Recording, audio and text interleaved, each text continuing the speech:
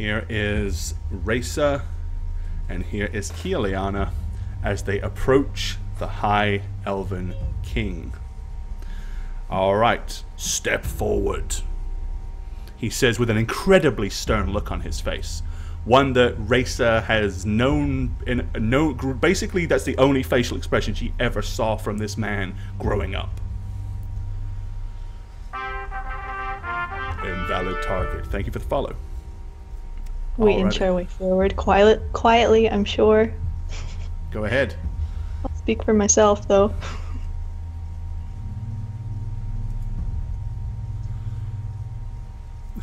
Very gingerly as they approach.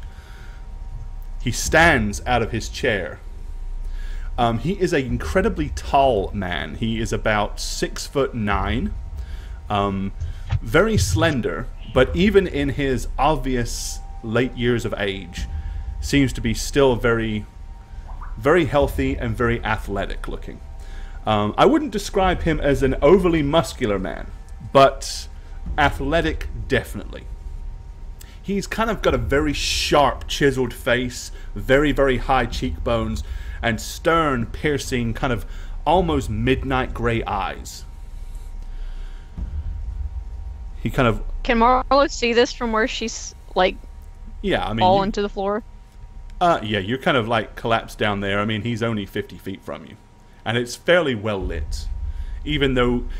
that's kind of the thing that you notice is the light is the floor. The floor is what emanates the light. Remember, it had that kind of strange marbly effect. It was like glass with some kind of glowing mist below it. That's the only real light source coming in this building. So it's kind of weird. If you look down at the floor, it's almost kind of, you know, you need to avert your eyes from it. Which Alright, so kind when of the strange. when the king stands up, Marlo's kind of gonna... Wow. Sort of like in awe. Okay, he kind of leans in just ever so slightly and stares very hard at Kealiana. What's your family name, child? I do not know. I apologize, my king. You do not know. Were you born here? Were you raised here? I was born here until I was... I'm not sure how old I was, but it wasn't for long. And why did you leave? Did your family take you away? Were you outcast?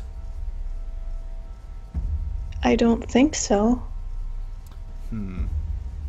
But you do not remember. That is correct. Interesting. At this point, Rasa, you've noticed he has not looked at you at all. It's like he's looking right... He's like looking directly, physically fixed on Kealiana. Then in one of his eyes, he kind of like looks... thank you for that donation. We'll give you a proper thank you at our first break. Kind of looks past Kealiana to Radovan Rainier. And he says, "Who are you?" My name is Radovan Rainier. War Priest of St. Cuthbert. This one, and he kind of points at Marlo, is she not well? How do you mean, my liege? Well, Marlo collapsed on the floor only a few moments ago, if you remember. Didn't she get back up? Yeah, but she was like, sorry. I don't remember. I don't think she like has gotten back up. stood I up. think she's kind of like still down there, like slumped against the cabinet. Like when Okay, the princess well, if was like, she didn't she get up- apologized. That's what I remember. Sorry. Oh, okay. Well then she's standing there kind of shakily then. Well, then I'm going to answer. She has been prone to clumsiness in the past, my liege. Marlo's gonna kind of... Clumsiness, a purely human trait, if ever I've heard of one. But still, I understand when you have such a short period of time to live, it is very difficult for you to adjust and acquire the level of grace that we possess. That's true, my liege. Well, other than the fact that you were found skulking through our forest, why did you request to see me in particular? Something about an envoy, something about a diplomatic mission, although it seems rather confusing as to who you represent. Is it St. Cuthbert, or is it somebody else? St. Cuthbert guides me in my life fully. Who we represent, I will say to you, who I come from, is the Kingdom of Iridian. Ah. So the human king that claims dominion over all Arconis. Yes, I'm very familiar.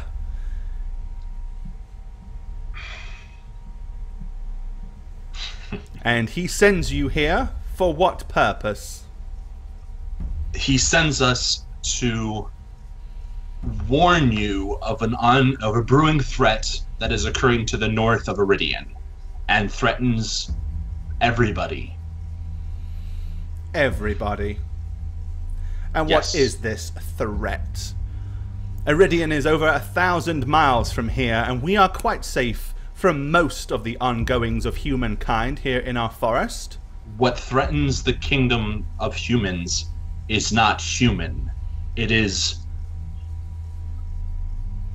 Gith Yankee, or an offshoot faction, the Drakhar Yankee. Right.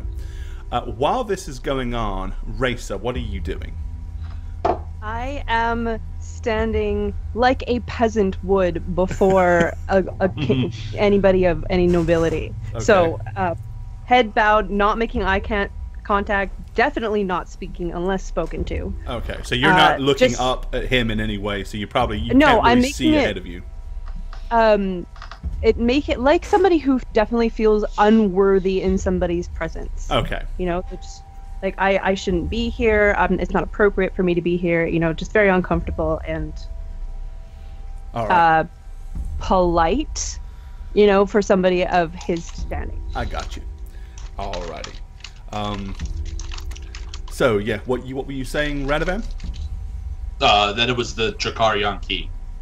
I mentioned the Gith Yankee, hoping that it would spark a little knowledge in his little fucking mind.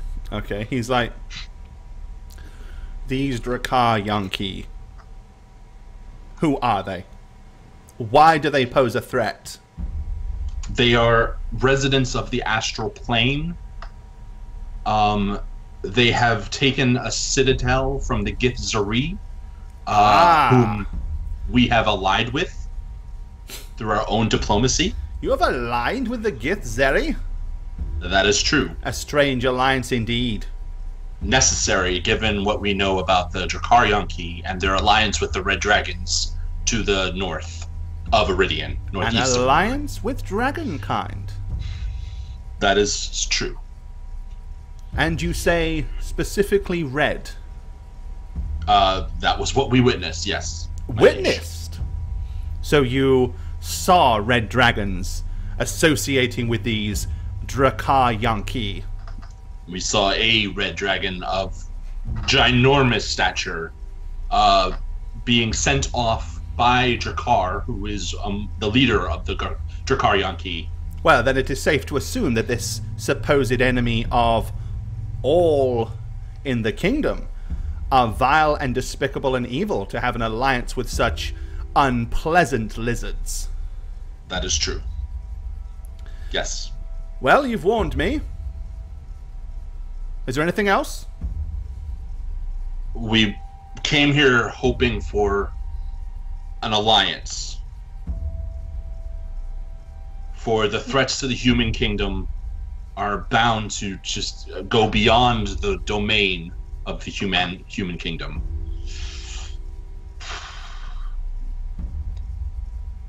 We seek your help, my king. He kind of cuts back The at you. elves are a great race, and we don't believe we can win without your help. He says, you don't. And you also speak for this human king? Well, do you, child? No, I speak for myself and what I have witnessed. So you come here before me to request assistance to save the human kingdom from this vile and evil menace. And what would you ask? What is it he requests? Money? Is he directing me now, or still? He's looking back at you. Yeah. Okay. Honestly, anything that you would be willing to spare and offer. This threat goes beyond humans or elves or dwarves or gnomes or halflings. If one kingdom falls, there's the threat. Then there will be no chance for an alliance and for aid to be rendered, and it can just be expounded upon. I see.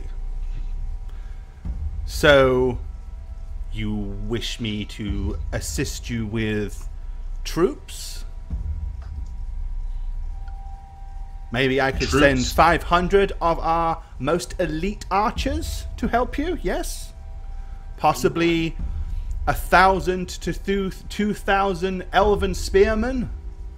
Some of my elite elvish cavalry? Would this be beneficial? Was this the sort of thing that would make you happy? All of that would be beneficial, yes. I see. And much appreciated. And yet, you begin by insulting me by bringing this thing before me! And he kind of then throws one hand towards Racer. And at that point, he goes bright red and almost immediately starts like, "This is outrageous! Outrageous!" He collapses back down into his chair. At that point, the princess kind of puts her hands on him and like helps him down into the chair. She says, "Father, don't upset yourself. You know how it is with your condition." And at that point, she's kind of then looking like desperately at Racer, like, "I don't know what to say. I don't know what to do." And she's like looking at him, looking back at you, as he's sitting there like,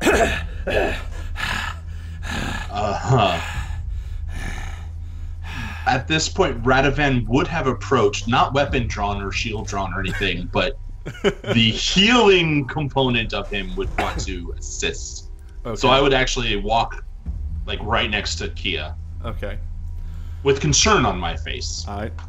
As you approach, he kind of puts a hand up and says, Keep your spiritual healing to yourself. There's nothing that you or your god can do for my current condition." Back right up again. He says, "I thought we'd seen the last of you, child. The day you left our kingdom, it was a blessing. I had possibly hoped that, well, maybe you had met your demise. Maybe something unpleasant had befallen you. And yet you're going to come back here and bring your infestation back to my kingdom. And this in such poor company. And then you come here and you expect me to ally with a pompous human king and risk elven lives. And all for what? For this As he gets in his coughing fit, I'm going to glance back to Radovan with a, "See, I told you this was a fucking bad idea" kind of look. Marlowe, get back here. Almost like trying to defuse the situation, Princess Leovella says, "My father he's unwell. I'm going to ask that we're going to need to convene this at a later date." And at that point, she kind of looks with a stern look at the girl at the very back of the room, who just smiles very politely and nods, and steps forward, puts her hand on Radovan's right shoulder. She says, "Time to leave." Just gonna turn around, not even look at her, and just gonna start walking. She kind of comes around and not quite so sternly as she did before, but she has more of a kind of a concerned look on her face as she like politely is trying to usher each of you. Instead of pointing the bow directly at you this time, it's kind of pointing to the floor, and she's just like waving it towards you from a sideways position, like, hurry up and leave. Don't leave first. Marlo's gonna stare at this woman in front of her that's trying to usher her out. She's going to look past her to the king, and then she's gonna fall to her knees and say, Your Grace, I understand that we may not have made the best presentation here. We did think better of bringing Raisa with us. Okay, but we don't have the time for pleasantries and for... Or time manners. is running... Or manners. Please forgive my human manners. Your Grace. Your human manners are to be forgiven. It's to be expected. But others amongst your company should know better. At which point Princess Leovelis kind of looks at you and politely says, yes, we do understand, but as I said, we really should have convened this at a slightly later date. We'll do as you say, but there may not be a later date for our kingdom or for yours. Okay. At that point, the elf with the bow, she kind of drops down to one knee, so she's really close by you, and she kind of leans in, so her mouth is right next to your ear, and she says, "Stand up, back out of the room quickly."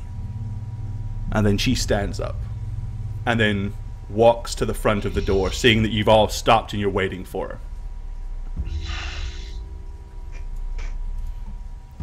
Right, she opens the door and steps out, beckoning you guys to follow her. Yep, follow. All right, once you're outside... Before she leaves, Marlo's gonna say, we've warned you. And then she's gonna walk out. Okay, as you say that, you hear, "Warn! Warn!" And he starts it's like he's trying to yell something out the door, but can't manage to get the words out of his mouth. At that point, she kind of literally shoulder barges you out the door. Like, not hard, but like an accidental bump, like, to push you through the doorway.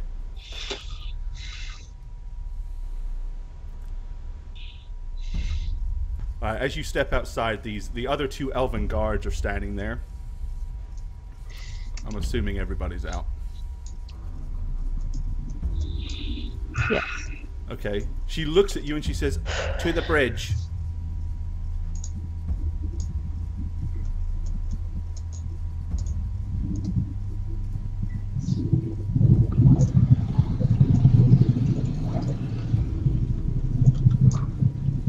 That's a weird noise. It's Shagget's mic. Oh, is it? I didn't.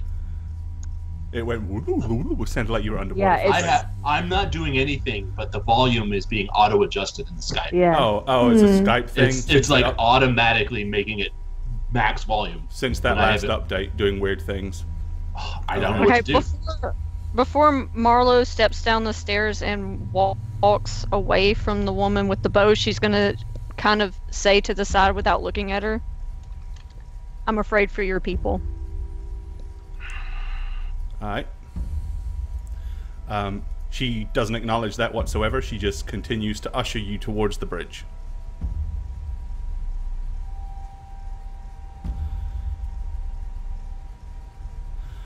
Okay, once you get on the bridge, she kind of like pushes up, like not rudely, but pushes to get ahead of you and stops you kind of at the edge of the bridge.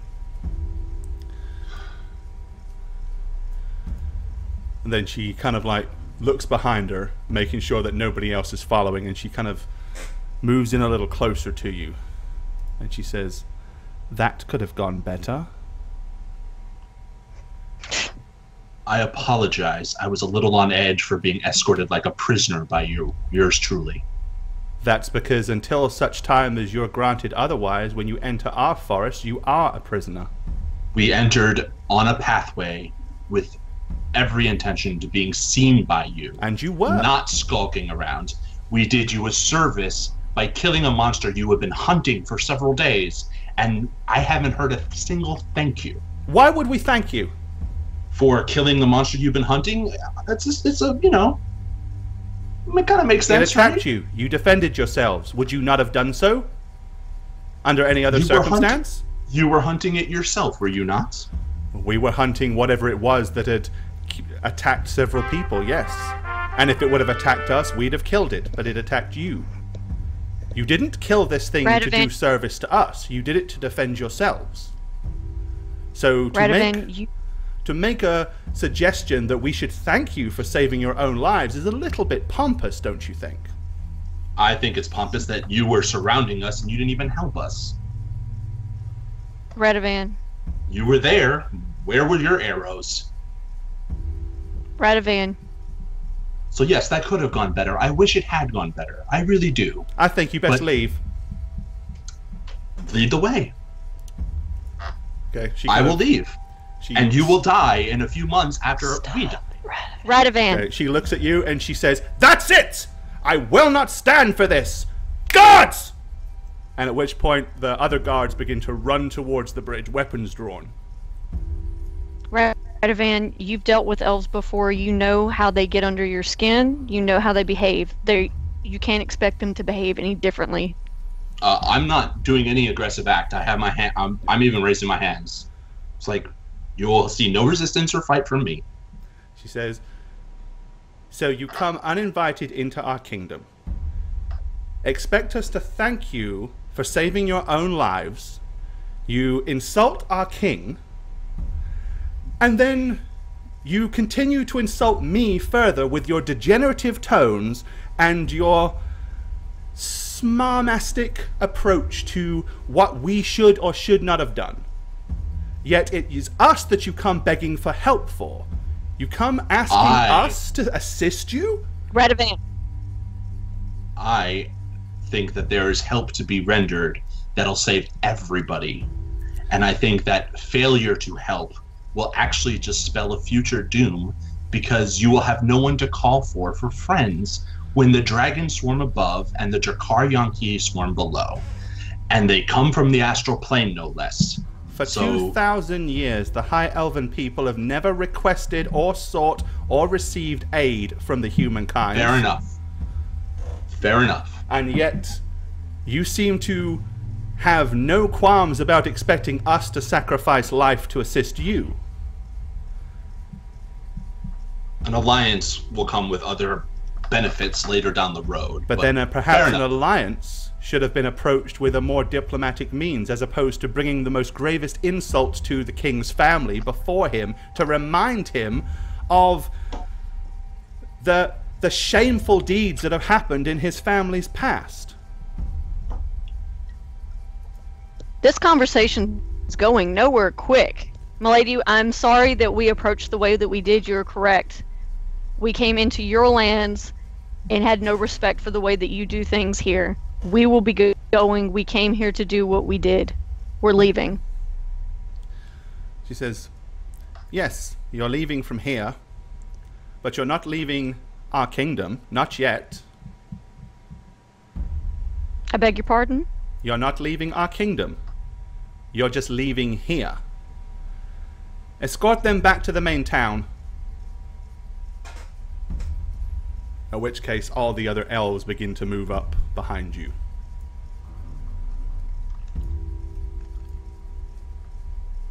The elves are quiet. You probably know better.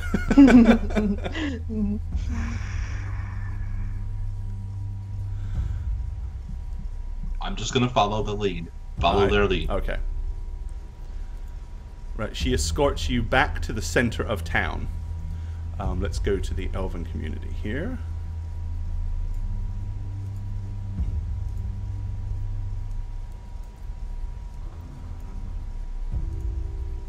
All right.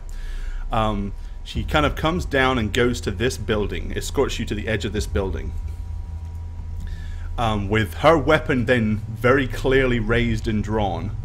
She nods at all the others, who then knock arrows and bring them back in firing position towards you. She says, through the arch.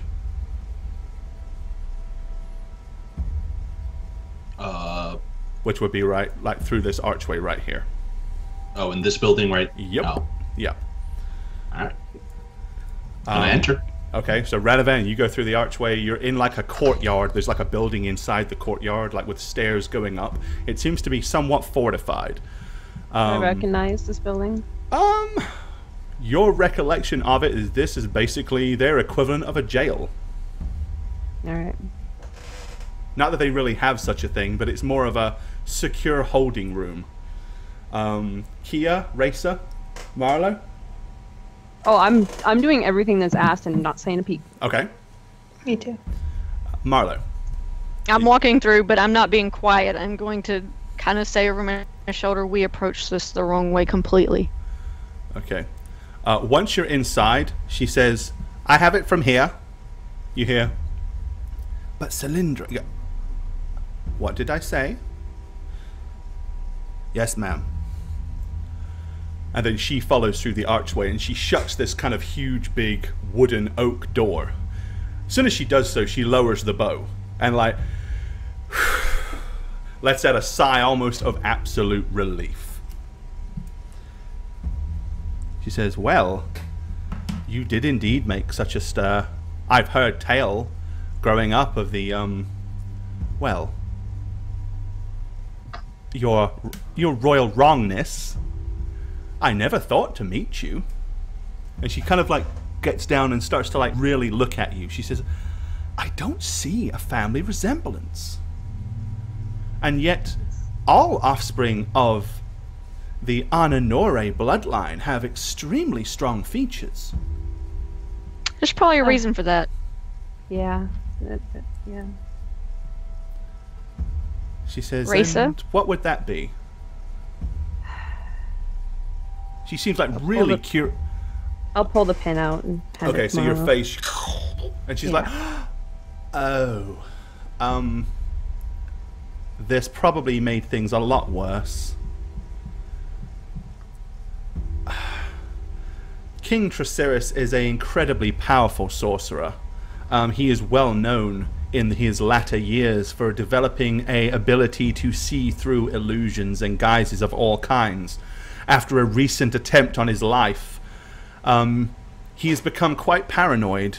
So I feel sure that he saw this as a deliberate attempt to trick him as a means of subterfuge and of something he would have also taken great offense at. Well, I'm sure you can understand why I didn't want to return, but I was forced to, while I look at Radovan, against my will, and it was merely an attempt at Risa, stop. being here for a mission and not about me. At no point did I force you. You came on your own volition. I can agree with all of you that it went poorly. But let's be truthful here. I was the one who said not to wear that pin. I was the one who said I shouldn't be here. I said this it's up to you to follow me. I don't think this is going to help anything. I agree. No Things one didn't go forced you. things didn't go as planned. I agree. No one forced you, Risa. Just saying. The discussion and convictions of who convinced who of what, when, and where is really no longer much of a concern. The problem is, until he gives royal decree that you are permitted to leave, I cannot allow you to leave. That being said, he also never said that you were to be prisoners either. And I truly don't believe you come here invoking any malice. What is your name? Cylindra. Cylindra, we came to invoke anything but malice. And I believe this. I truly believe you came here seeking our aid. Unfortunately, with one being so far removed from the High Elven Kingdom, one being treated so poorly by the High Elven Kingdom, and two that have little to no understanding of our ways, it seems rather unfortunate that you would be sent as envoys. As almost yes, doesn't it? the circumstances surrounding your very presence. Did the king who sent you, did he not know? Why would he send his daughter knowing that he violated the Princess Leovella? It's almost like he's trying to start a war with the High Elves. He doesn't know. Oh, I see. He has no idea. The pin? The pin, and he doesn't know.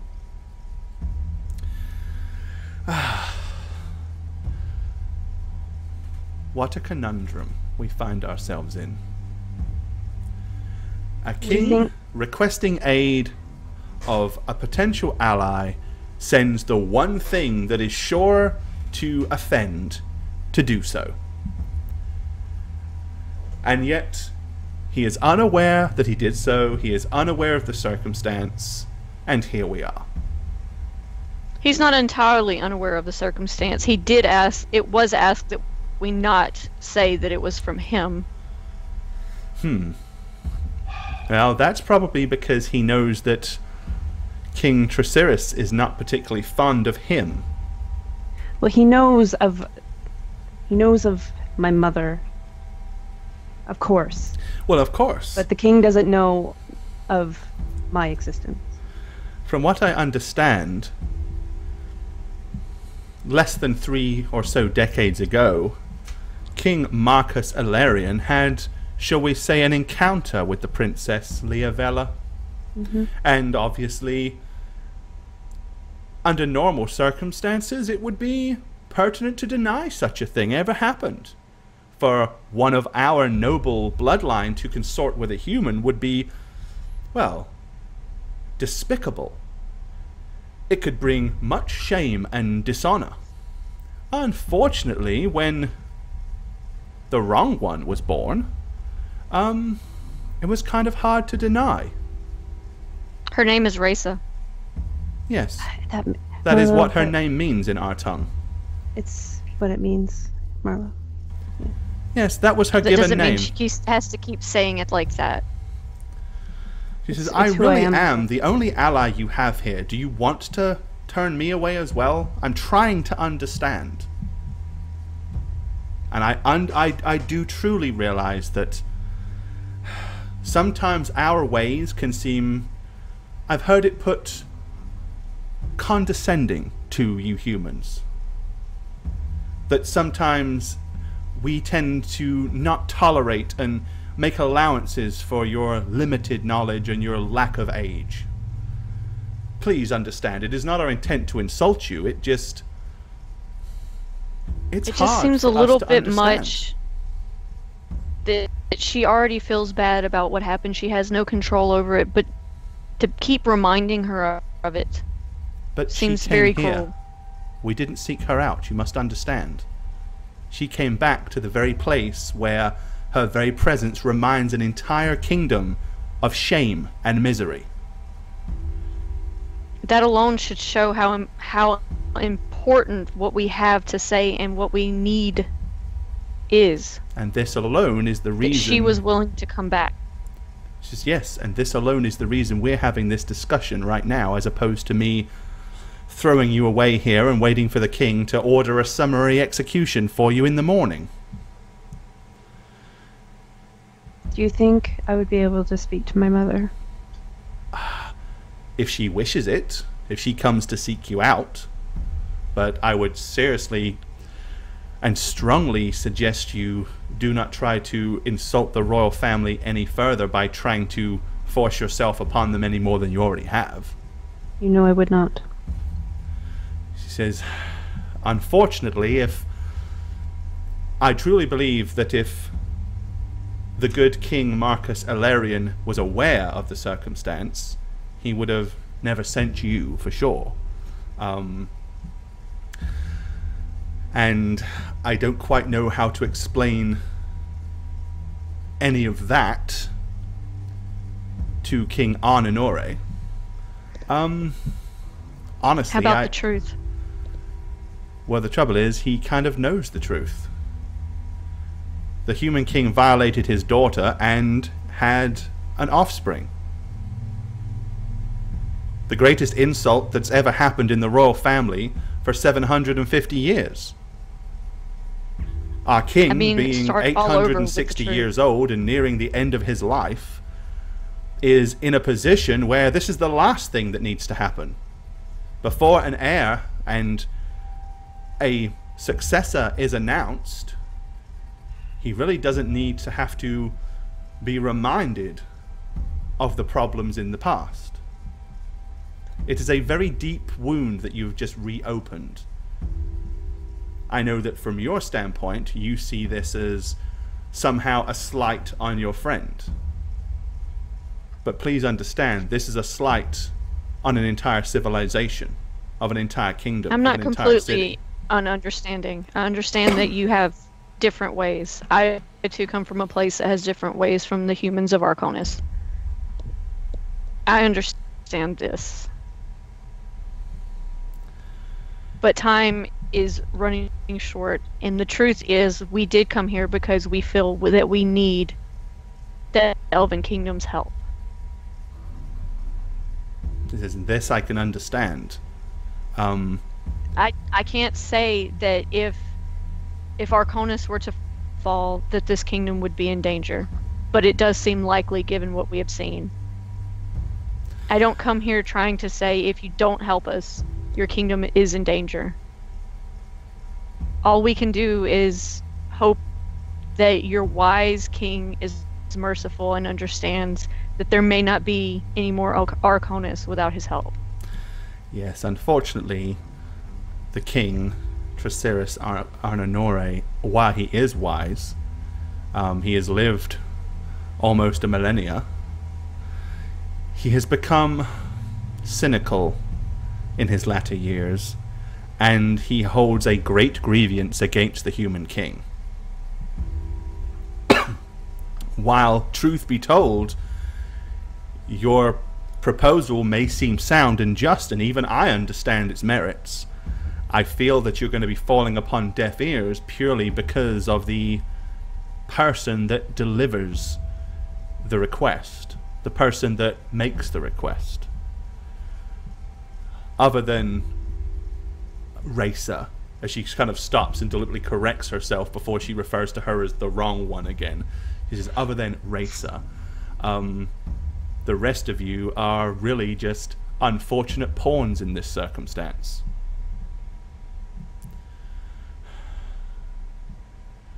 Indeed, today has been rather traumatic for all of us.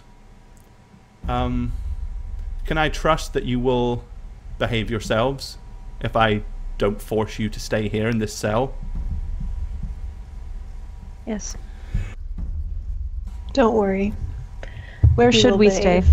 Well, we really have nowhere. I wouldn't do anything to make Raisa more uncomfortable. Yes, there's really nowhere that we can stay. But maybe if you put that pin back in, make yourself look as elven as possible, maybe at least we can adjourn to more comfortable surroundings and possibly alleviate some of this stress from ourselves. Barlow, can I borrow the pin again? Absolutely. Thank you. Alrighty. She says, do you have a name? Other than Racer. Whatever you want it to be. For the sake of, This is, everything. I used to have a friend. Her name was Briara. Briara seems suitable. We'll call you that. Sounds good. Well, if you'd like to follow me. And she kind of opens the door and strolls out.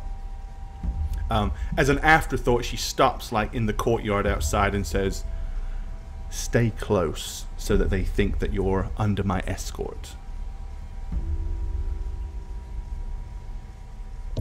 Alrighty. And she takes you down and enters this building at the bottom. Once you walk inside, well, I'm fixing to show you what you see, and then we're going to cut to our first break. But your ears are immediately kind of hit with a kind of strange kind of melodic sound.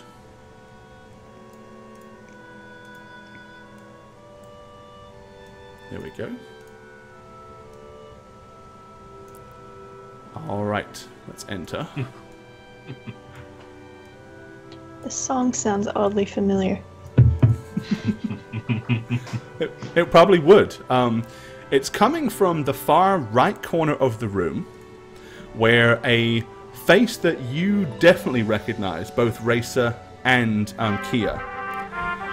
It is a incredibly, I'd say world famous, but she never leaves the Elven Kingdom. But she is a renowned bard by the name of Estella Shabella. And she is sitting in the corner playing a strange elven instrument. It's kind of like a lyre, but it's... It has ears. Kind of, sort of, yeah. Pointy ears. Yeah, exactly. It's a lyre with ears. The building that you've stepped into, there's no chatter. Unlike a typical conventional human bar or tavern, which is usually erupt with the sound of people talking, it's annoyingly civilized. Everything is ship-shape. Everybody is well-dressed. People actually dressed up to come here. And kind of glancing around, you can see... They all wore the same dress, just in different colors. That's right. Hey, they're elves. They're boring. Same way they have all the tables are identical. But basically, she invites you to sit at a table. Okay, which Stay table? away from the lady in... You're gonna want to stay away from the lady in green. She's drinking something different from everybody else. Ooh. She was drinking. She was drinking the same. It's I'm green. gonna sit No, down. red of it, fine. Oh! You just crushed poor You're Marlo. sitting on... No, she's sitting on my lap. Okay, the music stops. Everyone stay where you are. Musical chairs. Okay, Marlo, you're out. You didn't sit down fast enough. Okay. Right, she basically just pulls up one of the other chairs and comes and sits in beside you. And then she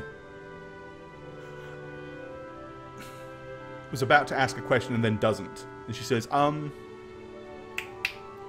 clicks her fingers up in the air to where the elven barman, who has got like quite an interesting hairstyle.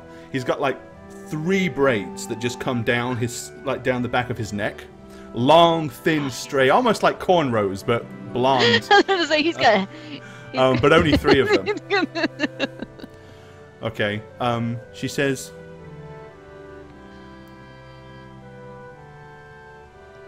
"¿Cuántos abuceros?"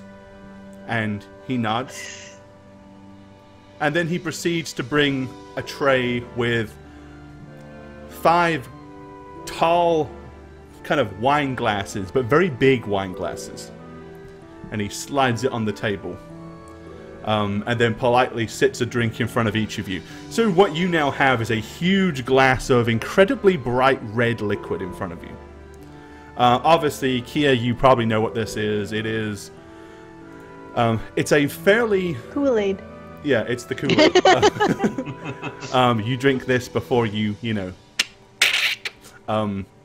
yeah, it's a fairly weak... It's got a low alcohol content, but a very strong flavor. So it's kind of like an elderberry wine sort of thing. But it doesn't really have much of a kick. Okay, she politely sips it and sits it back down. And then, almost like she just slumps back in her chair as if she's taking the weight off of her, off of her feet. And more importantly... I would have sipped when she sipped, just kind of mirrored. She says yes. So, I don't quite know where to go from here. I hate to say it, but I think all we can really do is see what the king says when he's calmed down. I hope my mom comes. I hope the princess comes to say hello. Okay. She says, yes. kind of glancing around when you say, I hope my mum comes. She's like... I don't recall ever seeing her step foot in this establishment, but we can but hope. She says, as I said, there's really nowhere I can have you stay that's more comfortable because, well, quite frankly, you're not overly welcome. If you do need a place to stay, I will tell you that the holding chamber that we were standing outside of earlier is considerably more comfortable and civilized than what I understand your human cells are like, full of filth and dirt and torture devices. That's not always the case, but you're probably correct. To be honest, we are not often welcome anywhere, but we have a tendency to prove ourselves worthy. That's it. You should hear what we've been through. So I'm excited to. This is why I thought we'd come here and adjourn to slightly less hostile environment. She says, yes, I'm very interested to hear all you've been through. Why don't you enlighten me? I don't know that it'll help your plight, but if I better understand your circumstances, well, let's just say anything that would be pertinent to why you've come here. Marlo's going to lean close to Radovan, hopefully so nobody else can hear, and say, is this what they drink around here? No wonder everybody's uptight. You better believe it. I look around the table, and I say, "Oh, I was thinking more just along the lines of the crazy things we have encountered, the cults, necromantic cults, and rust monsters and the like." We've been through a lot together, Cylindria. I died. She died well, that's like a week or so ago. You look very well for it, my dear. Well, thank you. So, how does any of that really pertain to needing us?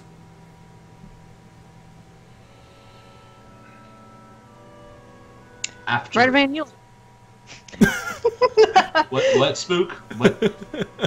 Radovan, you liked.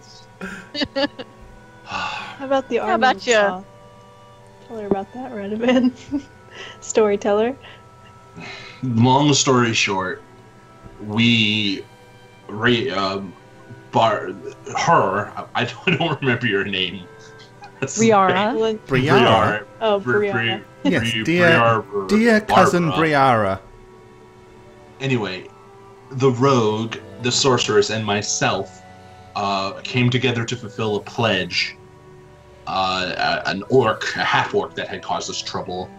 And in doing so, we met Marlo here, the monk, if you will.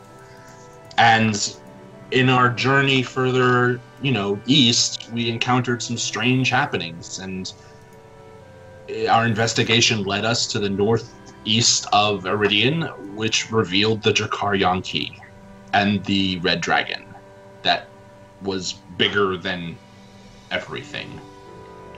And we obviously warned the human kingdom to the south, and he wanted us to find allies around the world to help against this incoming invading army. So this army, how vast is it?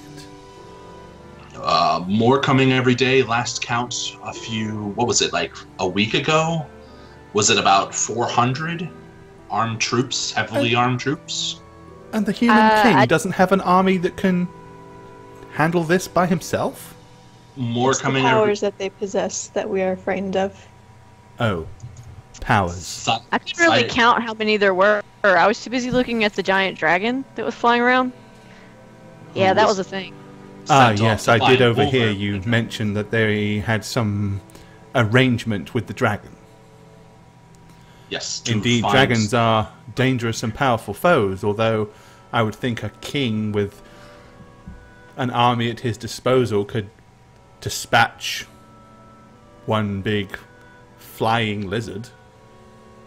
The dragon was sent off to find more of its ilk. Oh, so we're not talking about there to one, be we're talking more. about many. A flight of dragons, no less. The plan as it stood was for the Githzerai... A gaggle of dragons. For the Githzerai to fight the Drakhar Yonki on the open plains, while the dragons flew over our heads and burned us all to crisps. These Drakhar Yonki have siege weapons, and there's reports that the army's getting bigger and bigger and bigger. Ah, but they have siege weapons. Yes, now I can see why your human king is so upset. His magnificent kingdom. And psionic ability. Mind powers, if you will. You see, this is one of the reasons that the elven kind do not hold with building huge walled cities in the middle of open plains, and we prefer to trust the secure solitude of the trees. It makes siege weapons a little bit hard to deploy. Ah, but there was a few incidents that we came across when entering your forest. A cart that had seemingly been blown up out of nowhere. Sometimes people set tons of trees in a forest on fire. Says yes, fire is indeed a difficult problem to overcome.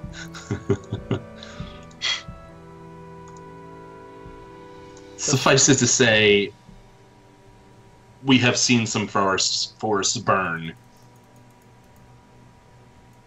So while Sanctuary is probably assured, or at least more assured, it's not foolproof or fireproof. Oh, indeed. Against many of the evils of our world, nothing is considered to truly be safe. Unfortunately, you are dealing with a king that, for over 2,000 years, knows our history, that we have never been sieged, never been attacked, never had reason to raise arms against anybody. On that of a military might, of course. I mean, we defend our borders from, well, strange creatures. The Outlanders will keep the forest as safe as they can for the rest of us, and we dissuade unpleasant creatures from entering this particular forest, such as trolls and ogres and goblin kind. So what of the beast that we came across? I've never seen anything like that before. And the cart that had been destroyed utterly in the middle of the road? Those were not the same. The cart. It was the first thing we came across, right, guys?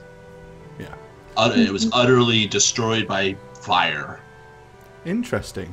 And burns hotter than any fire that I've ever seen. No, when we heard the noise on the road, we quietly came to investigate, and this is when we saw you finally delivering a fatal blow to that evil creature that we believe is realistically likely to be responsible for some of the deaths of our brethren.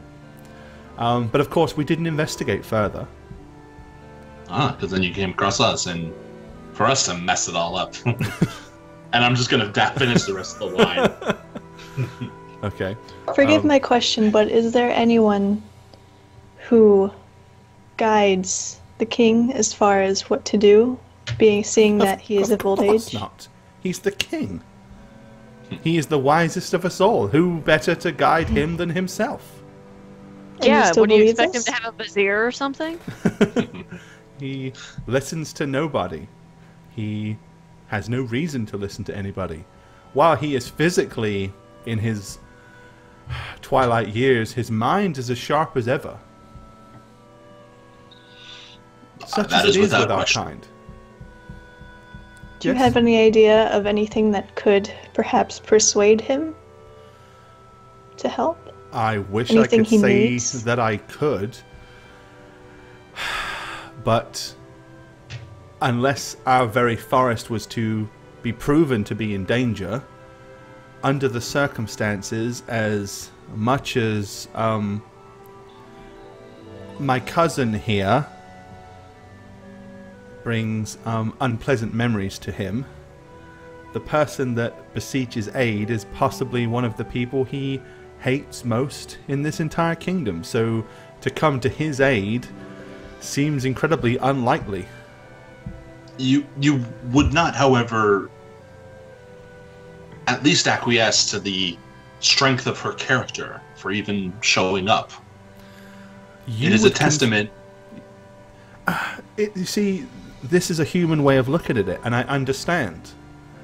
But from our way of looking at it, knowing how disrespectful her existence is, to step before us would be considered more of an insult than any form of bravery.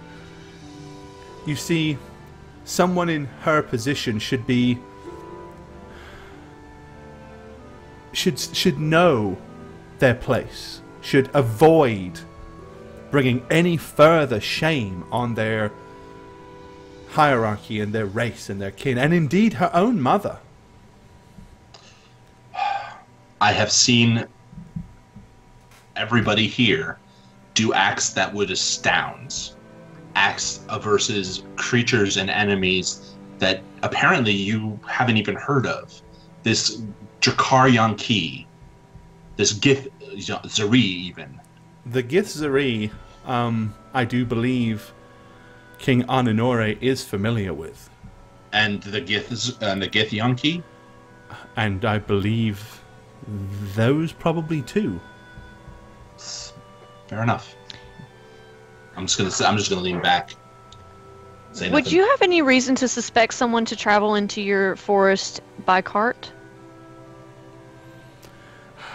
As narrow as our pathways are, normally no one would be foolish enough to bring horses or carts into them.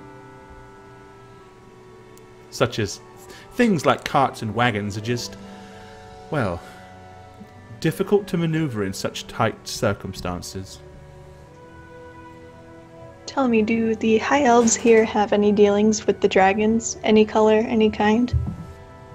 I know that 400 or 500 years ago, our good King Ananore was renowned for slaying a black dragon.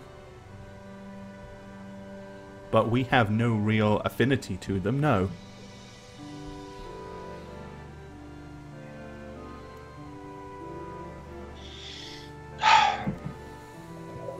That cart that we saw in the woods that had been burned was attacked specifically. Nothing around it was messed with. I wonder why they would target that. Do you have any idea what was on the cart? There used to be something glass. All that was in left, that. yeah, all that was left was glass. Of course, it could have been made of sand, because sand could become glass if it's heated. Smart Marlowe. It's an Oriental thing. They're big glass blowers up there. They do it as a hobby. Oh, okay. There's glass, mirrors, window, vials, bottles, containers. It was melted, like, way beyond the point that it should have been for a normal It was fire. not regular fire. Magical fire, perhaps? Hot Perhaps. fire. But it was contained, so this dragon that you speak of, probably not responsible. Can you? Oh, none of the trees around were burned. What is beyond your forest that you protect and guard so fiercely? Beyond it? Yeah, the worlds at large around here. In truth, I know little of the world outside of the forest. See, no offense, I just find that weird. I mean, what's the point of living for as long as you guys do without exploring and seeing the world in all its glory and wonder and beauty? When I took a vow to become an outlander, my sworn allegiance is to the boundaries of the forest until such time that I grow older and retire. I'm not permitted the luxury of considering my own personal curiosities by leaving the forest. I'm a sworn guardian of the forest, and this is where I belong. There are, of course, many others of our kind that have traveled the world over. There could be many that are in Arconis. Oh, I'm sure there are. All that knowledge out there to be seen and explored. And you guys, what, read it in a book and tell it as a bard? Well, as I said, I myself have none of this real knowledge. I'm but talking many of about our the others others. do. The others Yes, they travel the world. Some of our scholars have spent centuries exploring. And one day, perhaps I will have the opportunity to do so. Maybe in just a couple of 100 years' time, if I'm lucky. Would the king not care for the lives of his people that are traveling abroad and in Arconis? Well, such as it is, when a high elf chooses to leave the kingdom, he is welcome to do so, but upon doing that, he chooses to give up the sanctity and protection of the trees. Whatever happens to him beyond that is, as much as it is his right to go out into the world and explore and live his own life the way he wishes, he also has to be responsible for his own dangers. The High Elven Kingdom is not of such where we have the ability or manpower to rush to the aid of every citizen that should find himself in difficult circumstances. Well, maybe not singly, but with so many. There are one or two small, secluded communities of High Elves outside of here, and yes, should they fall under attack, it's possible that King Arninore might consider going to their aid.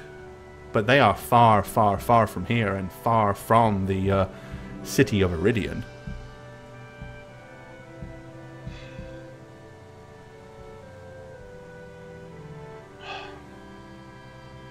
With these creatures' ability to jaunt, I feel like no place is too far away for them. I agree with you, Marlo. Yes, I can see where your concerns may be valid.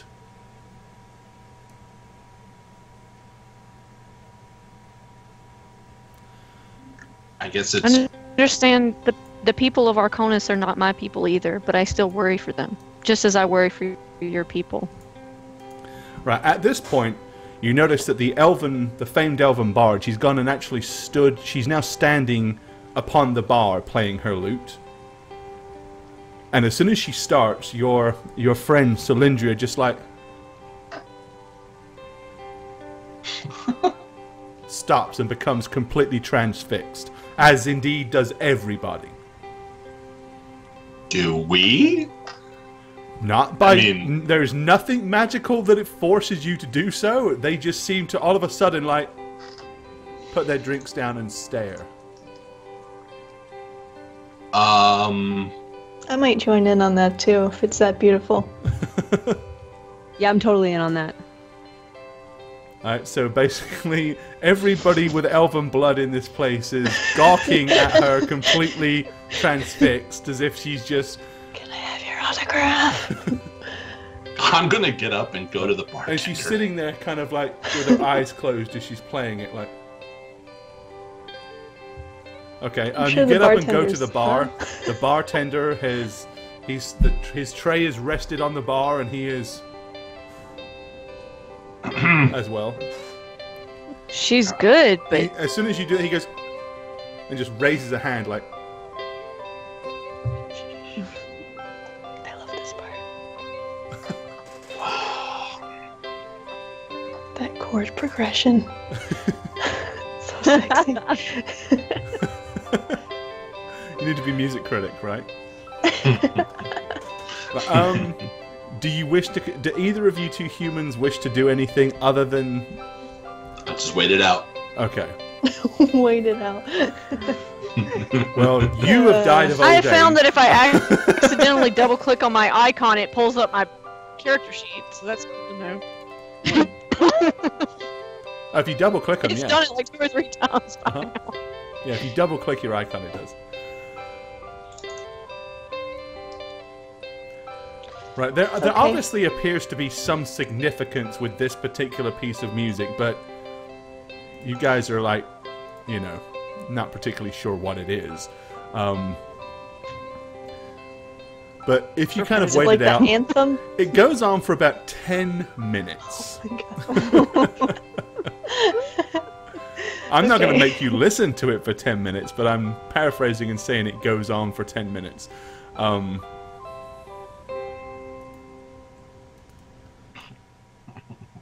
Do people clap at the end or like snap their fingers? What do they do? As soon as the music stops, they all just very politely smile and do a little weird half side-headed nod, and then go about themselves as she climbs down from the bar and goes back and sits in the corner. What the hell was that? It was beautiful. I'll give that, but... She says, that's the... What would you call it? It's the equivalent of the royal anthem. I knew it. Considered extremely impolite to interrupt somebody that's playing it. Of course, you wouldn't have known this. Back to the matter at hand. Who does the king trust the most? Anybody? Sorry. I was thinking some, The Royal Guard? Chinese black magic or something. He trusts his Royal Guard with his very life for obvious reasons. I believe he trusts the Princess Leovella, although being a mere 427 years old, she is still somewhat naive. Right. Could you perhaps get us... Boy, thanks for the follow. What? Radovan? Yes. Radovan, as soon as the music stopped, the barman looks at you and says, "Yes." What kind of drinks do you have here? Oh my god. What kind of drinks? Well, besides Can Marlo hear this from where wine. she's sitting? Oh, yeah. She darts up to beside him. He says, "We possess no ale or beer or anything of this sort of whiskey, fermented ilk. We have various different types of wine available." What's the alcohol content of these wines? About 6%. 6% by volume. My friend and I will have 3 each of your wine. Yeah. If you're looking for something stronger, we do have a elven mead that is considerably more so. We'll try it. How, Marlo?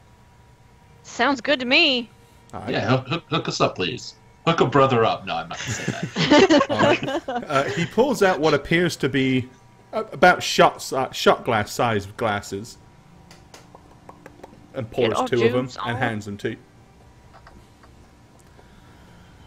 Yep. Really? How much, sir? We do not charge for beverages here. What? Oh no.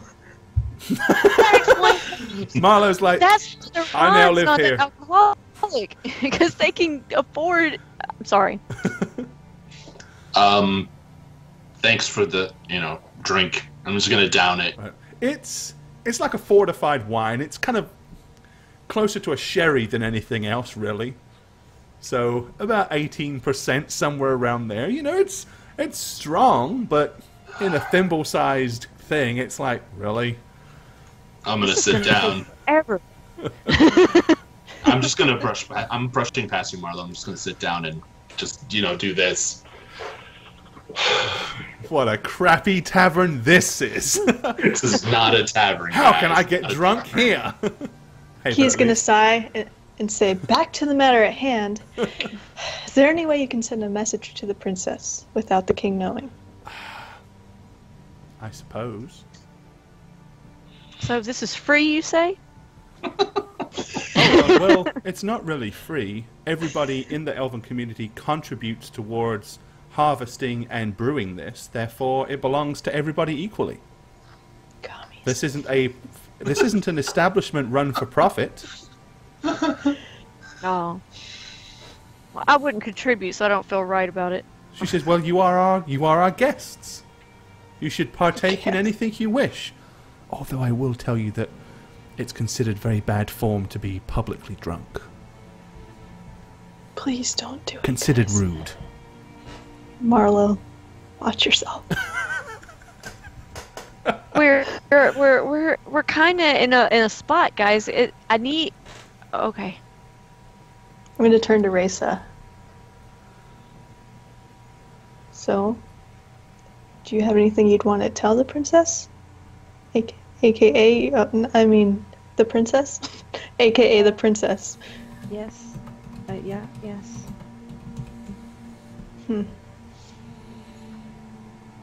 Well, there is the matter of the necklace. That, yeah. If we fail in our mission here, that's the only thing we can try to achieve. The necklace. Oh, shit, I forgot about that. Maybe it was stronger than Marla thought. It creeps up on you, this stuff, yeah. Guys, we can't get allies. We're never going to get her to give us that. The necklace, I'm still not real sure why he needs it to begin with. He doesn't need the necklace.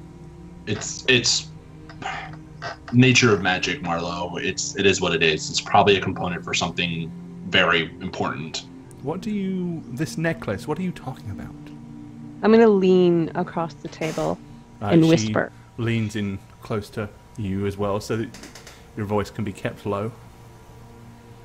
The princess possesses a necklace that's adorned with diamonds. Yes, she does. Apparently, we were requested to see if we could use one diamond for use in the war. I have no idea. But it's not something that I can really... I can't arrange an audience for you, with her specifically. I can only take you before the king as... Well... I understand. Well, I could... I feel that she will come. I could... what are the laws of the land here regarding magic? In what sense? Well, I could send her a message to ask her to, see I us. would ill-advise such a thing. The king is Fair a enough. powerful mage. Fair enough. He is a Then I powerful sorcerer, for He'll sure. detect it. Sorcerer. Okay. Okay. I mean, I was just wondering. I didn't want to obviously No, do anything to I- make matters worse. I totally understand. Yes, if indeed you are correct, maybe she will come and seek you out, and you can ask her here. As I said, I've never known her to step foot in this establishment. It would actually be considered bad form for her to do so. Well, maybe the situation tonight has changed what she is and isn't willing to try to do. This may be the truth. Would the king expect us to be in the holding cell? Well, I would think that would be probably what he would expect. However, he didn't request that. Well, So then maybe we shouldn't stay here at all. Maybe we should actually return. And be a little bit less comfortable for the possibility of her visiting. Well, yes, and I think it would be better for you. I agree that you should retire to the holding cell, but I just didn't want you to feel completely unwelcomed by our kind.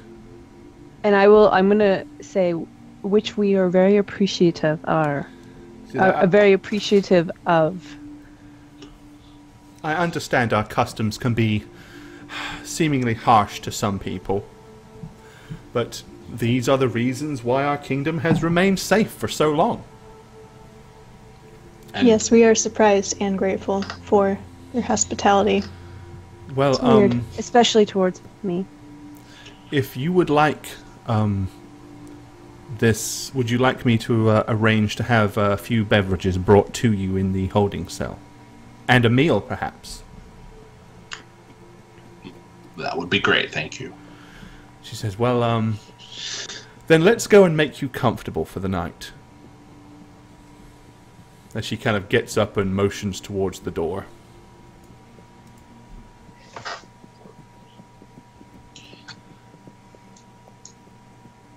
Come on, Marlo. I know the drinks are free, but that too. Oh yeah, this whole time Marlo's just been sitting there staring at the sake cup. Nothing in it, just staring at it. Why isn't this full? Alrighty. So she escorts you back up to the holding cell. You go through the archway. She takes you up the stairs into the top level. There is also a door at the bottom as well. You notice the door on the bottom is heavily fortified with metal bands across it, and is solid. The one at the top is more like a normal exterior door. She releases or removes a key, politely opens the door and pushes it open. It looks more like, honestly, it looks more like a very well laid out room at a tavern or an inn than it does a holding cell or anything like that.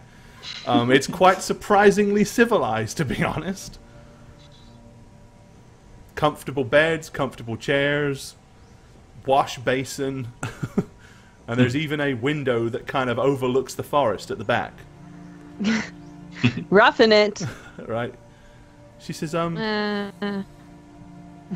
feel free to make yourself at home, and I'll have a meal brought to you and some beverages. Thank you. You probably would do best not to leave here unaccompanied. Don't worry. Okay. She politely exits out the room and just shuts the door behind her. You notice she doesn't lock the door behind her either. She just leaves. So it doesn't feel too prison-like, to be honest. Leaving you guys to your own devices. Do you think we should leave the door slightly ajar tonight, or would that be too dangerous? Nobody knows. Perhaps. Who knows with these people? Just so your mother could get in if she needs. She'll open the door. She'll come. Yeah, if she wants in here, she probably can get in. Very true. I guess she's a princess. She's not going to look at a closed door and be like, "Oh, well, I tried." Darn it! I haven't seen my ill-gotten daughter for all these years, and now there's a door closed. Darn it! I guess the proverbial door really is closed on our relationship. And off she goes with a sigh. All right, so you left to your own devices. After about 20 minutes, she returns by herself, brings in a wicker basket and lays it on the table, and plops down a single bottle of liquid. She says, we have some fresh vegetables and fruit. And I seem to notice that you particularly like the more fortified beverage that we have, so I brought you a bottle. Ha! Thank you for noticing. I'm sure it's quite obvious, though. Well, I won't keep you up any longer. Rest as well as you can and pray that the morning favors you. Thank you. Okay. She politely backs out of the room, and you notice kind of like almost like a as she shuts the door, and then she heads down the stairs. It's kind of come right after the "I hope the morning favors you" comment. Oh shit. Right, because we could still be headed for the gallows. So should we get out of here, guys? Hey, if we're gonna die, we're gonna die. We can't get out. No, we could just escape. I don't like that point of view. You don't have to like it. It's Marlo's like, I've been dead. It's overrated.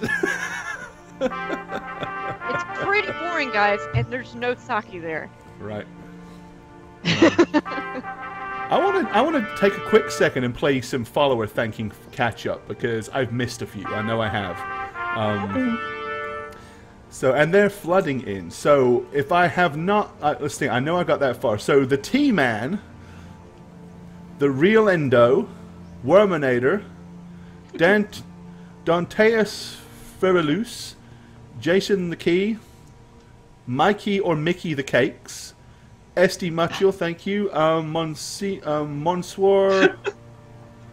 Popu, Boom Chill, Tommy Boy, Monsieur Poopoo, Damarod Wow, Skyrim, Threnfellhorn, Maple Syrup Monster, Snickers, and Turtler. Thank you guys. My If I haven't dog's phone. said thank you, thank you.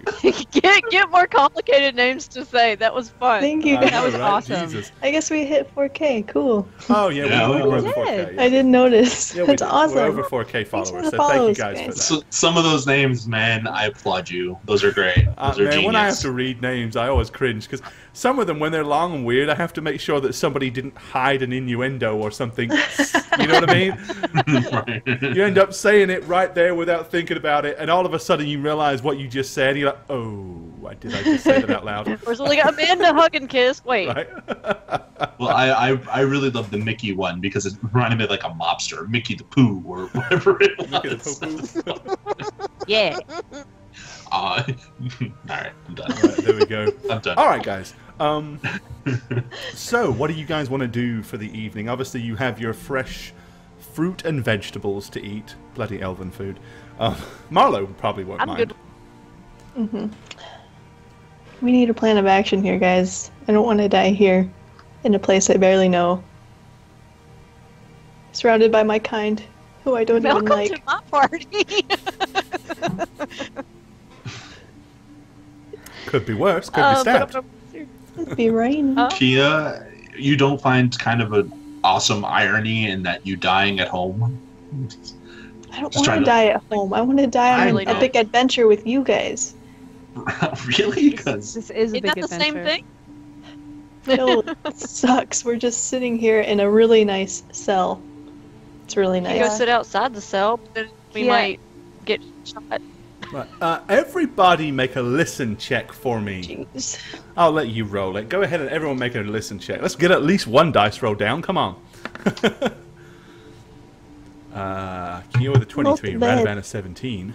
Oh, crud. I can't. That's Racer not. with an That's 18. Twitch chat. Hold on. Twitch So chat. deep.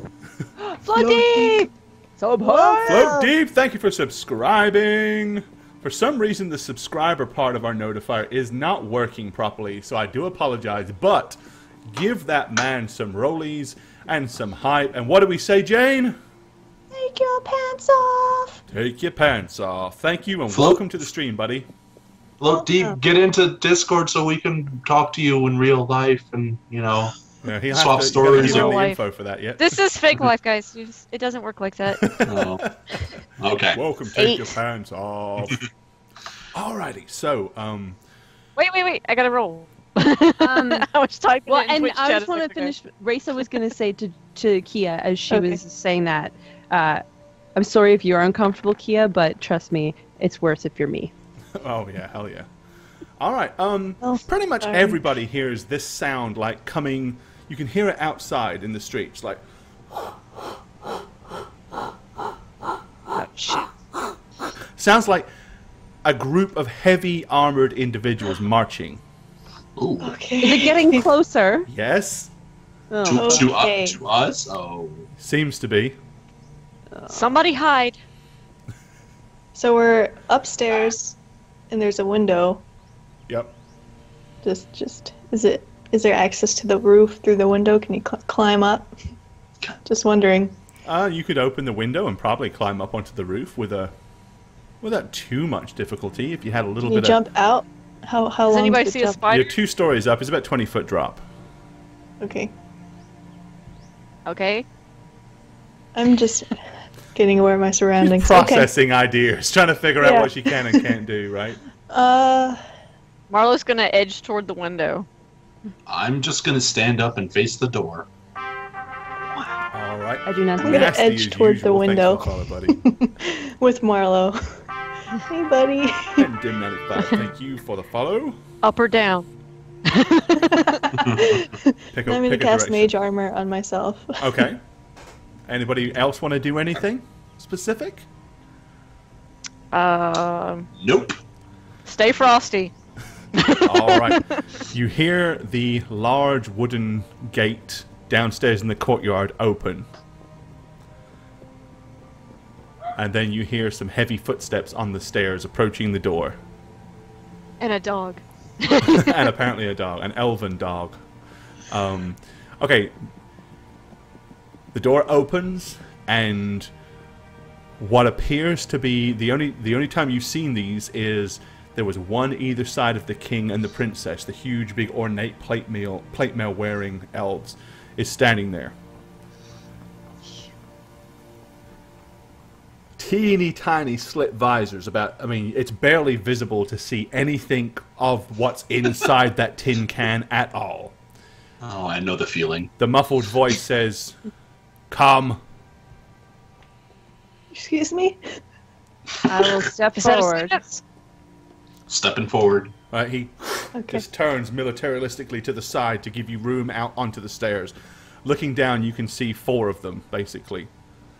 There's 2 of them down in the courtyard at the base of the stairs, and then 2 of them standing by the doorway itself. Gonna How can follow. they send a troop to get us and not expect us to be scared? Okay. I don't think they care, Marlo. Once you get to the bottom of the stairs, they kind of get a little closer to stop you. And he says, "Weapons, leave them here. You'll not be needing those again." Disarm. Can't you let an old man have his walking stick?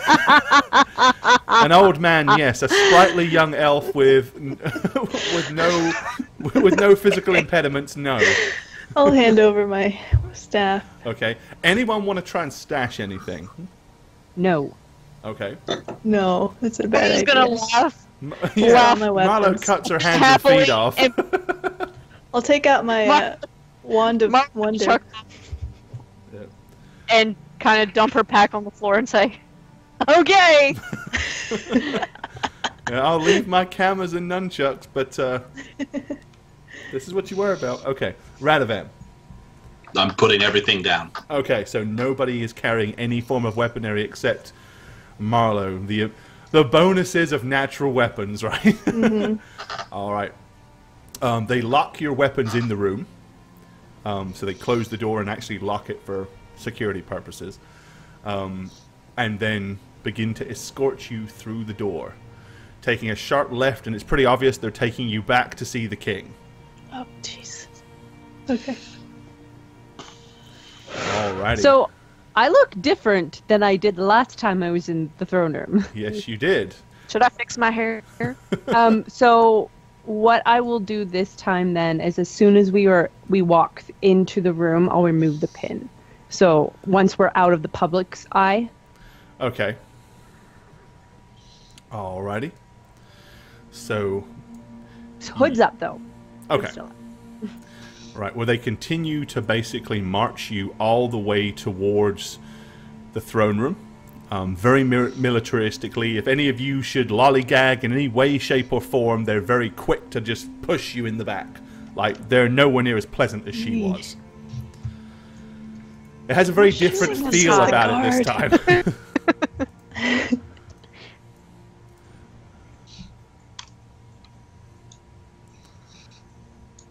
Alright, as you get to the door, you see kind of standing over to the side with a unpleasant look on her face, Cylindra.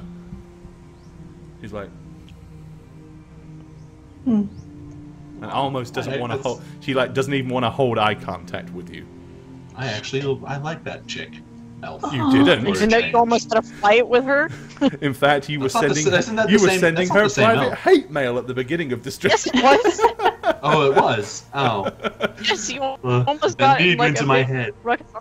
All right. I actually didn't know that. I misheard. My bad. But hey, it is what it is. Marla's gonna try to catch her eye contact and try to convey as much as possible with the nod of look of her head as whatever happens, happens. All right. When you go into the chamber, you are aware that the princess is not present. It's just him and 2 of his royal guards standing there. Right, he's clutching like a handkerchief in his hand, like firm, like gripped hard in his left fist. And the second they open the door, he stands up and kind of like pulls himself straight. Marla's not going to wobble this time. She's going to gracefully walk across the rest of the guards do not follow you into the room. They just, once you're in there, they shut the door behind them. Marlo marches right here, and she's going to kneel down on the floor. Okay, he has a very familiar, kind of scowled, stern look on his face. I would say that it feels very, very foreboding, but then it has every time you've stood in front of this guy, so it's not really any worse now than it was before. Okay, I'm gonna kneel as well. Okay. Your Grace. I will too then, if Radovan did it. Oh, I did it too then. If everybody did it, better, and I'll be kneeling lower than everybody else. Right. Lower. You want to have a contest? You kind of just We all walk in and lay down on our scans stomachs in over front of the all king. of you with like almost like a curious, probing look. Then finally, after staring at you for at least a good 30 to 45 seconds without saying a single word, he says, I am reminded that sometimes my personal feelings can hinder my better judgment. However, do not think for a second that that necessarily changes my mind or my heart on the matter. Only in the manner in which, I deem to welcome your diplomatic envoy. You come before me seeking aid in the name of a man who has violated my family's bloodline and forced me to bow my head in shame for many years. Indeed, this is something that can never be erased. Having it stand in front of me just merely goes to remind me how deep the wounds run. However, my daughter, Leovella, as I probably do not have many years left to wander this earth, I have become somewhat sentimental and soft. Therefore, my original intent, I have been persuaded to stray from.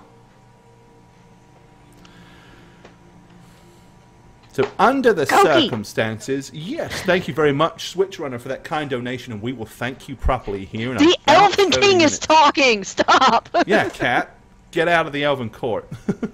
Okay. He says, I'm choosing to stray from my original intent.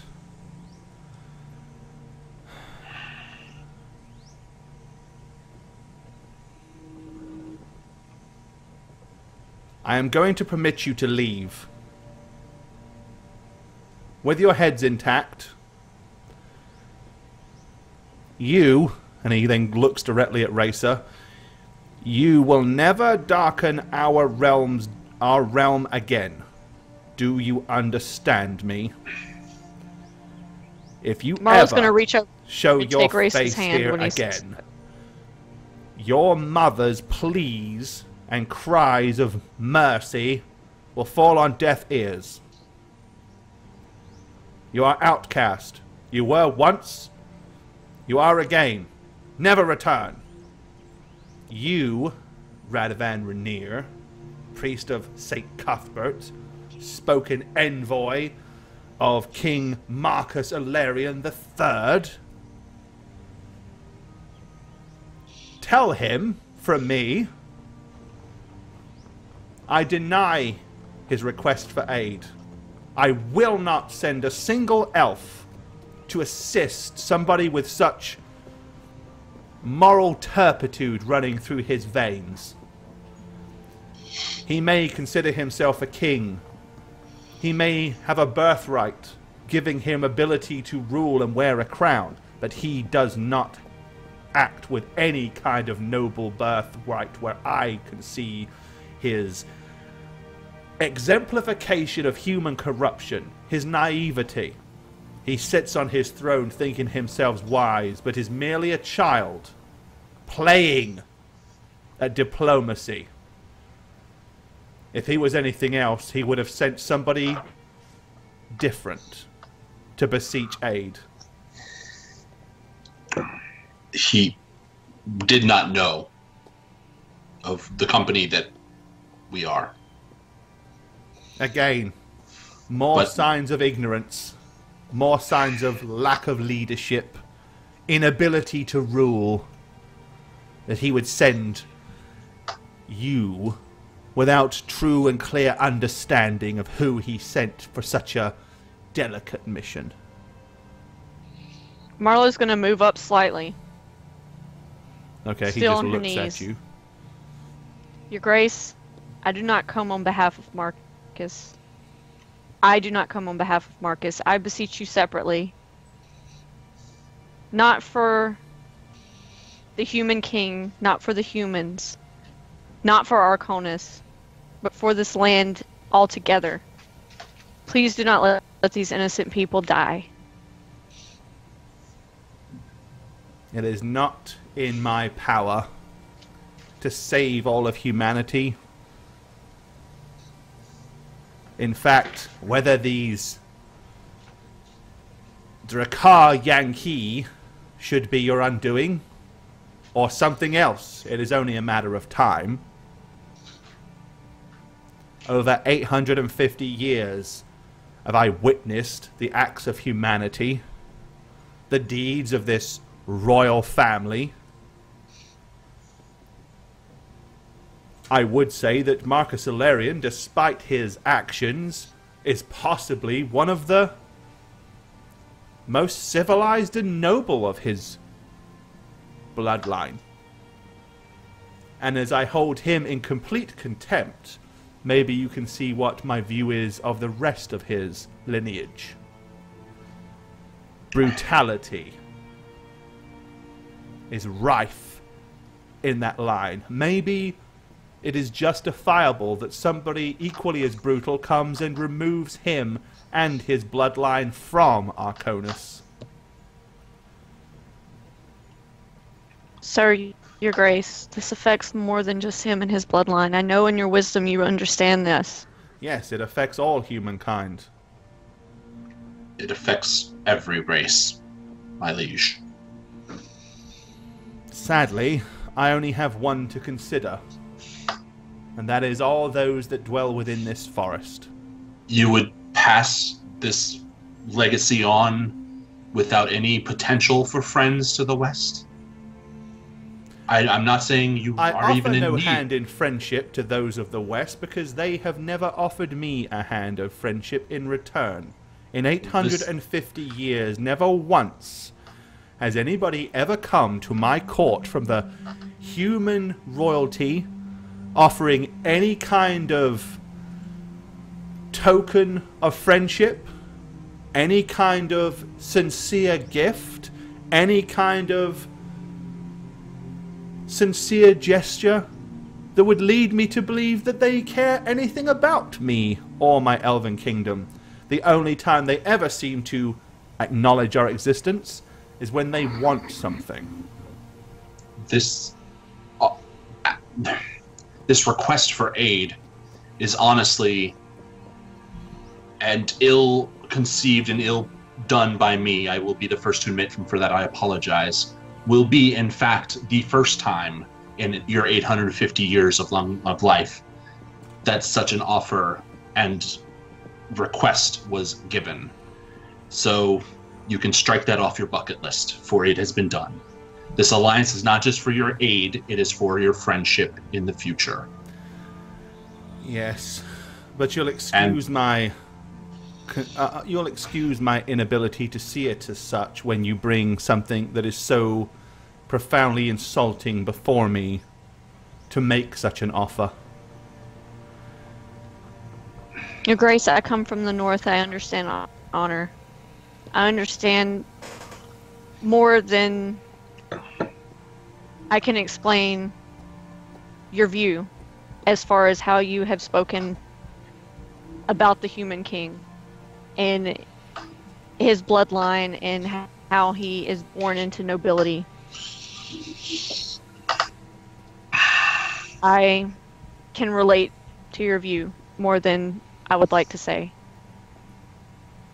Do you not care anything for your people that have taken up home outside of your forest?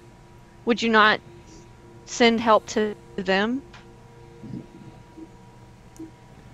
If one of our twin settlements came and beseeched aid, we may consider this. The world is about to become a darker place, and I hope that it doesn't come to them asking for your help. But in my mind, it is all the more likely because of this refusal.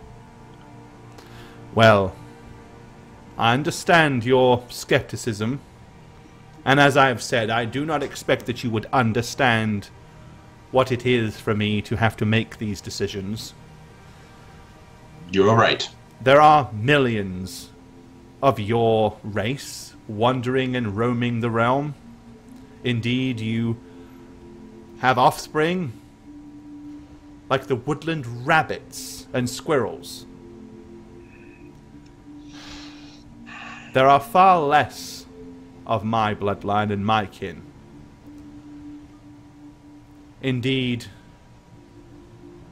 there are so few of us, I cannot, in all good consciousness, justify an order that would send many of them to their death for something that they do not believe in and something that is beyond their concern. We have come to ask for aid of any kind. It does not have to necessarily be mass quantities of your folk, but just it's not any... wrong, Radovan. I'm not saying he was wrong. His people are few. How could he send them They to are their few, death? but they are powerful and they are great, and they have lots of wisdom that can be properly utilized. That is all I meant, Marlowe. Your Grace, I make one last plea for your mercy upon these people, but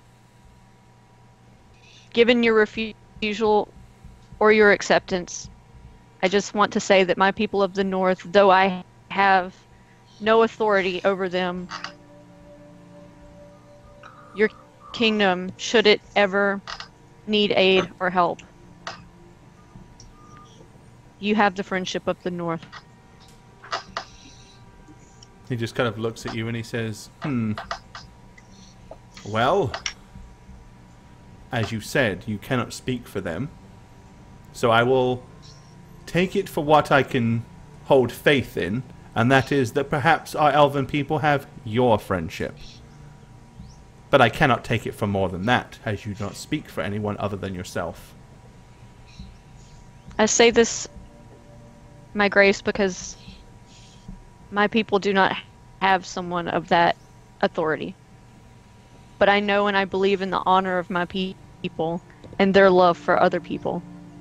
And I know beyond a doubt that they would come to your aid should you request it. I just want you to know that that friendship is yours, no matter what your decision here is today. I see. And indeed, many centuries ago, the High Elven people may have viewed the rest of the world in a similar way. Unfortunately, things and times have changed. Luxuries of such things are no longer within my allowance for consideration where my people are concerned. I understand, my Grace. As You're I've doing said, what you feel. my initial intent was to send you back to Marcus Aurelian in small boxes, 4 of them, about the size of a watermelon, burying your bodies in the forest so that at least you may be useful as fertilizer for some of the trees,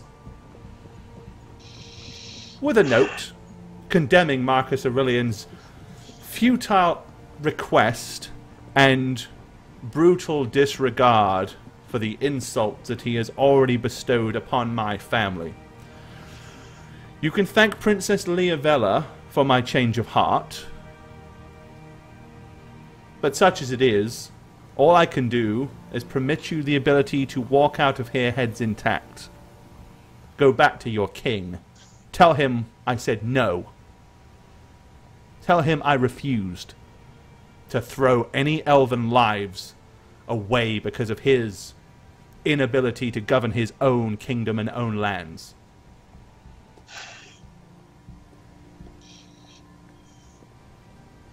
I think we're done here.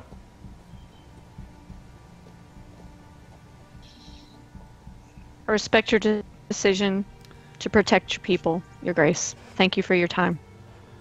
Tell Cylindra, seeing as she seems to have somehow taken some kind of responsibility for you, to escort you out. Take you back where she found you and leave you there, and hope the forest is kind enough to let you find your own way out.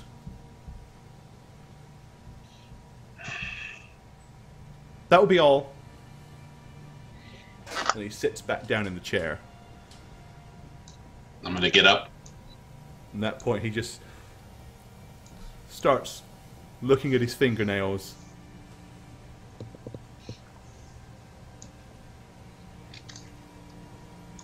Marlo's going to stand up and bow and say, I hope that it doesn't come to what we're afraid of, Your Grace. I hope that our war does not find your forest. I hope your war doesn't find my forest. If it does, we'll fight it then. Good day. Alone. You'll fight it alone, without friends. At that, Marlo's going to turn around and say, you will have the allies of the North. And my axe. Alrighty. Okay, as you are escorted out, Cylindra is waiting on the doorstep, anxiously for you.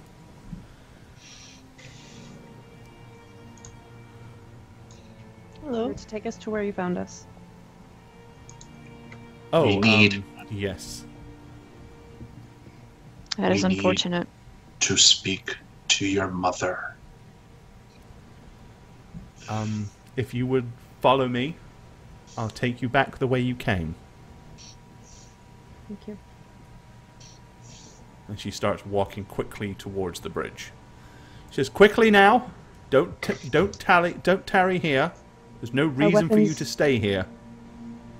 Our weapons are in the... Yes, we'll fetch those on the way out.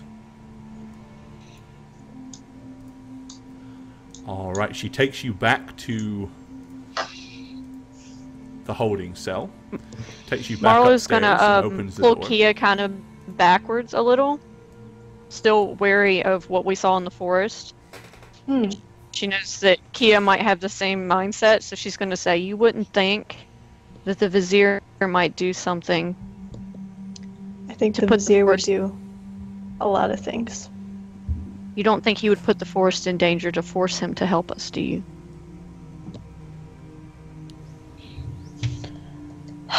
I don't know, but he's not trustworthy. He's hiding stuff. I agree. I don't know how I feel about fetching this jewel for him. I think I'm not he doing him any expected us to favors. fail. I think he expected us to fail here. I don't know how I feel about this. We'll see. Alrighty. She opens the door. You gather all your weapons.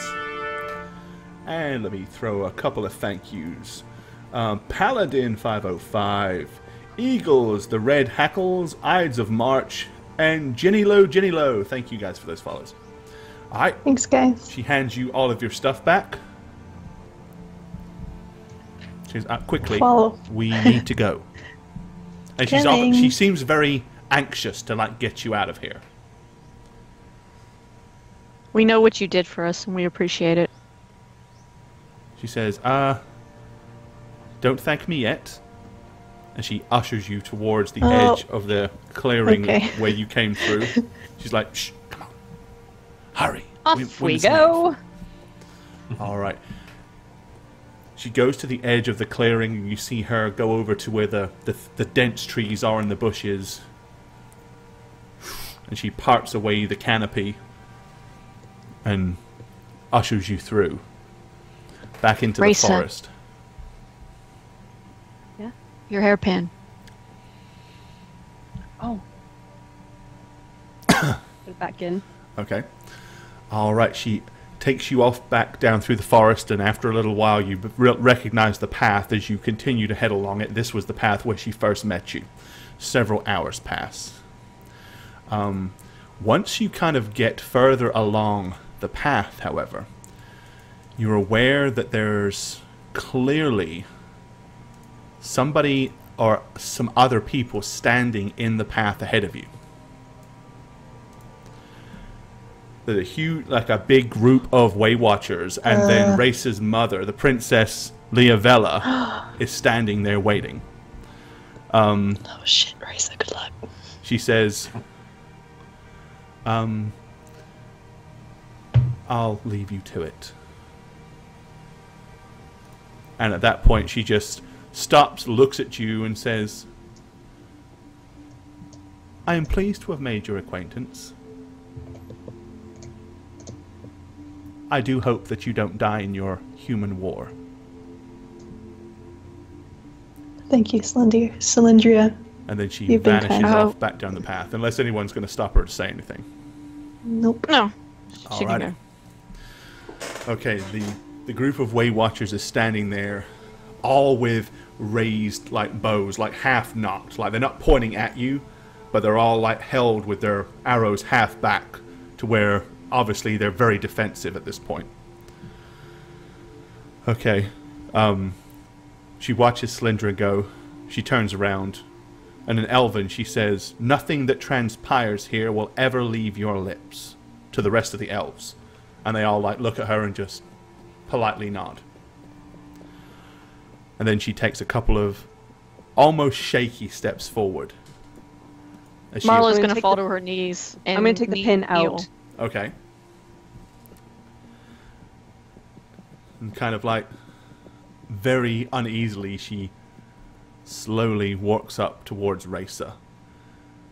And then stops and just like looks at you for a few moments, like unsure of how to behave and what to say. And then finally she just holds her hands out like this, like, and grabs hold of grabs your hands, like, but really hard, like almost as if she's trying to make sure that you're real, you're really there. And she looks at you and she says, you foolish girl, why would you come back here? I was forced. I didn't want to. I knew it was a bad idea. She said, your grandfather, you know how he feels. No. I haven't seen him so angry and for so very, very long. And in his age, in his ailing, waning years, At that point, she just suddenly, like, a tear starts to roll down her cheek, and then she just grabs hold of you and hugs you, like, really quickly. And she's like, oh, I didn't think I'd ever see you again. I didn't think I'd ever see you again. again. Then almost as an afterthought, she, like, pulls herself away and, like, remembers that she's a princess. Like, she's a royal elf, you know, an elven royalty. And then she says to you, I understand, she says, why you came here. I do. And you must understand, I know you have 1,000 questions, and you've never been allowed to ask them.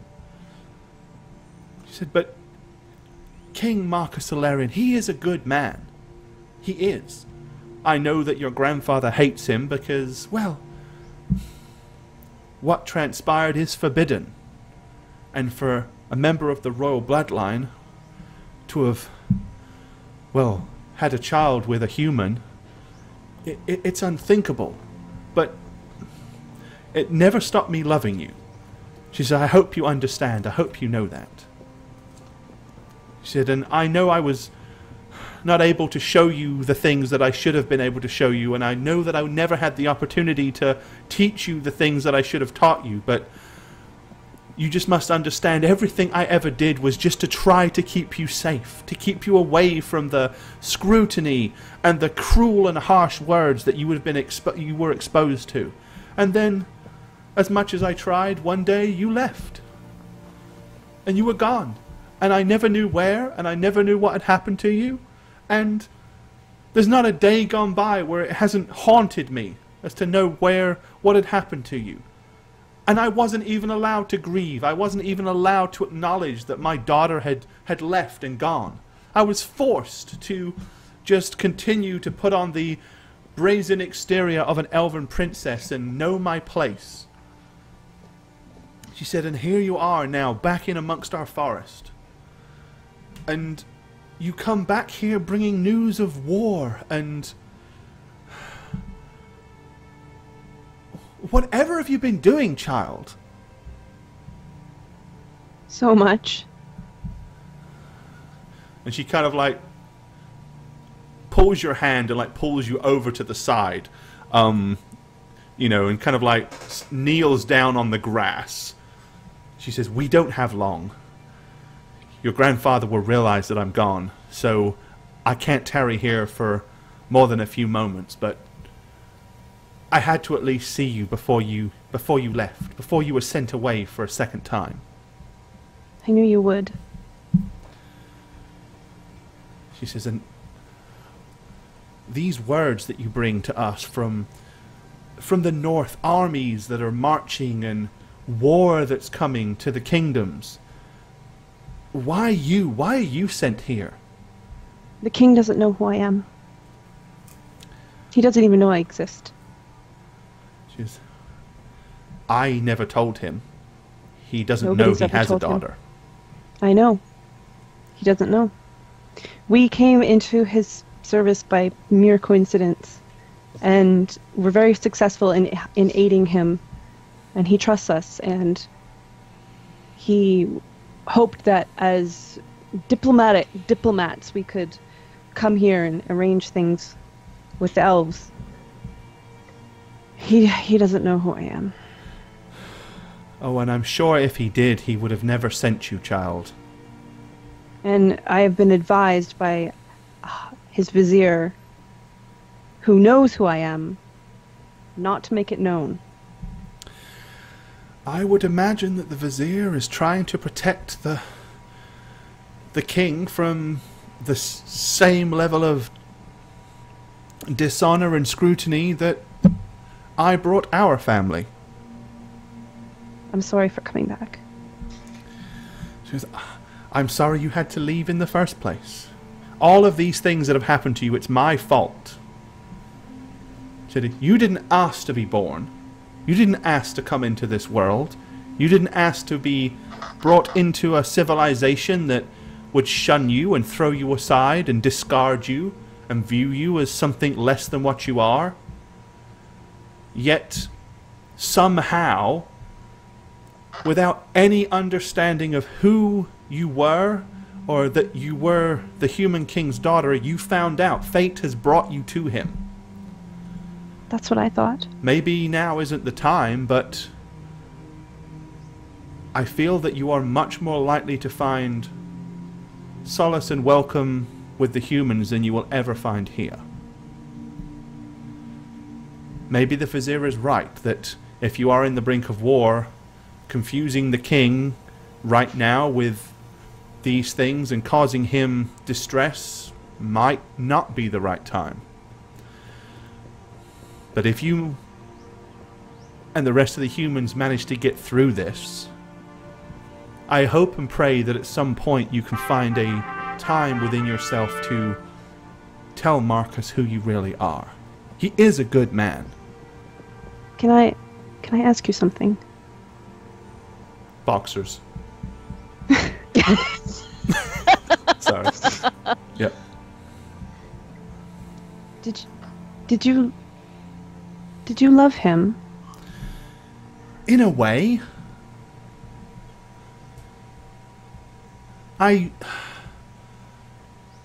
He was brave and gallant.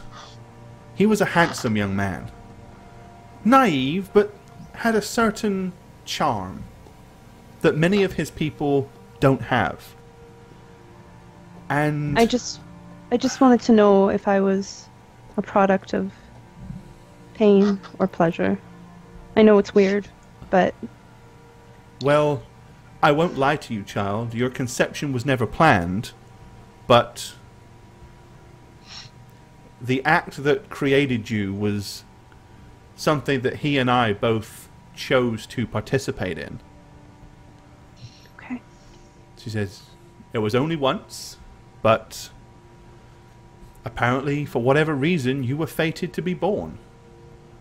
If you know nothing else about our heritage, know that we believe that all things happen for a reason. I guess I just needed to know. She said, no, he is a good man.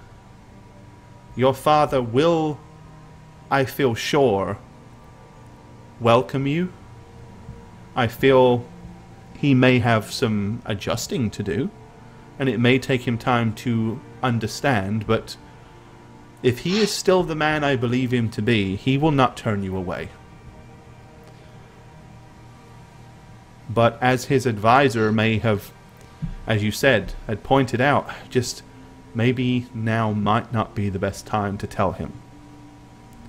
If he has a kingdom to protect, a war to win, he doesn't need to have these kind of emotional burdens around his neck as well as everything else. I have another question, and it pertains purely to business. Yes, sorry. I'm sorry, I know our time is short. I wouldn't jump to this, but the king, the vizier, mentioned a necklace, a diamond necklace that you have. Do you understand any significance in this? Why did he bring it up? He asked if we could perhaps retrieve a diamond from it he said for use in the war. I don't know if I trust him. I feel terrible for even asking, but perhaps you know more of this. She kind of pauses and thinks for a second. She says, under the circumstances, I think it's the least that I can do for you, child. And she kind of reaches down and pulls out, basically takes off a necklace. And imagine a pearl necklace that is just like little pearls that go all the way around and they slowly get bigger. It's like that, but with like these, it's covered in diamonds. The diamond at the far end is easily as big as the one that that Radovan used to resurrect Marlowe. But they have a kind of a weird, they're not clear, crystal clear diamonds. They have a kind of like a bluish tint to them. So she takes the necklace off and then begins to, on the grass, carefully unthread the diamonds. And Race is going to be like, can I have those? No. Can I have a small one to keep with me always? Yes. So she goes all the way down, and then she takes the biggest diamond and sets it aside, and then the two large diamonds either side of it, she kind of puts both of them in your hand and closes your hand with her hand. And then she rethreads them lovingly and puts them back around her neck. She says, one for the vizier and one for my daughter. How big is that thing? The ones that she gave you are about that big. Oh, damn. I wanted a little one to put around my neck, but no, okay. She gave you a big one. Yeah. Radovan's going to approach and... and spoil the moment. Okay, no, yeah, go ahead. My lady? She says yes. Oh, this is Radovan Rainier. My husband. A good friend of mine. Jane. It's nice to meet and talk to you, my lady. If it would be okay with you, I could send you messages on behalf of your daughter. Oh, that would be dangerous and unwise. The king is very astute when it comes to the winds of magic entering our elven city.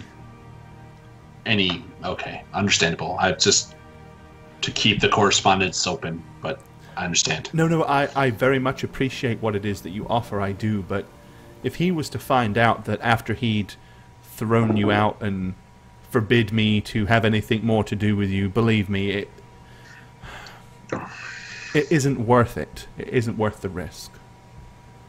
Very well. I'm just going to step back again. Okay. At this point, she says, after grabbing Race's hands again, she goes, "Now, let's see." Almost like she's trying to think of all the things that she needs to tell you, and she's only got a couple of minutes to do it. She's like, "You're to take care of yourself.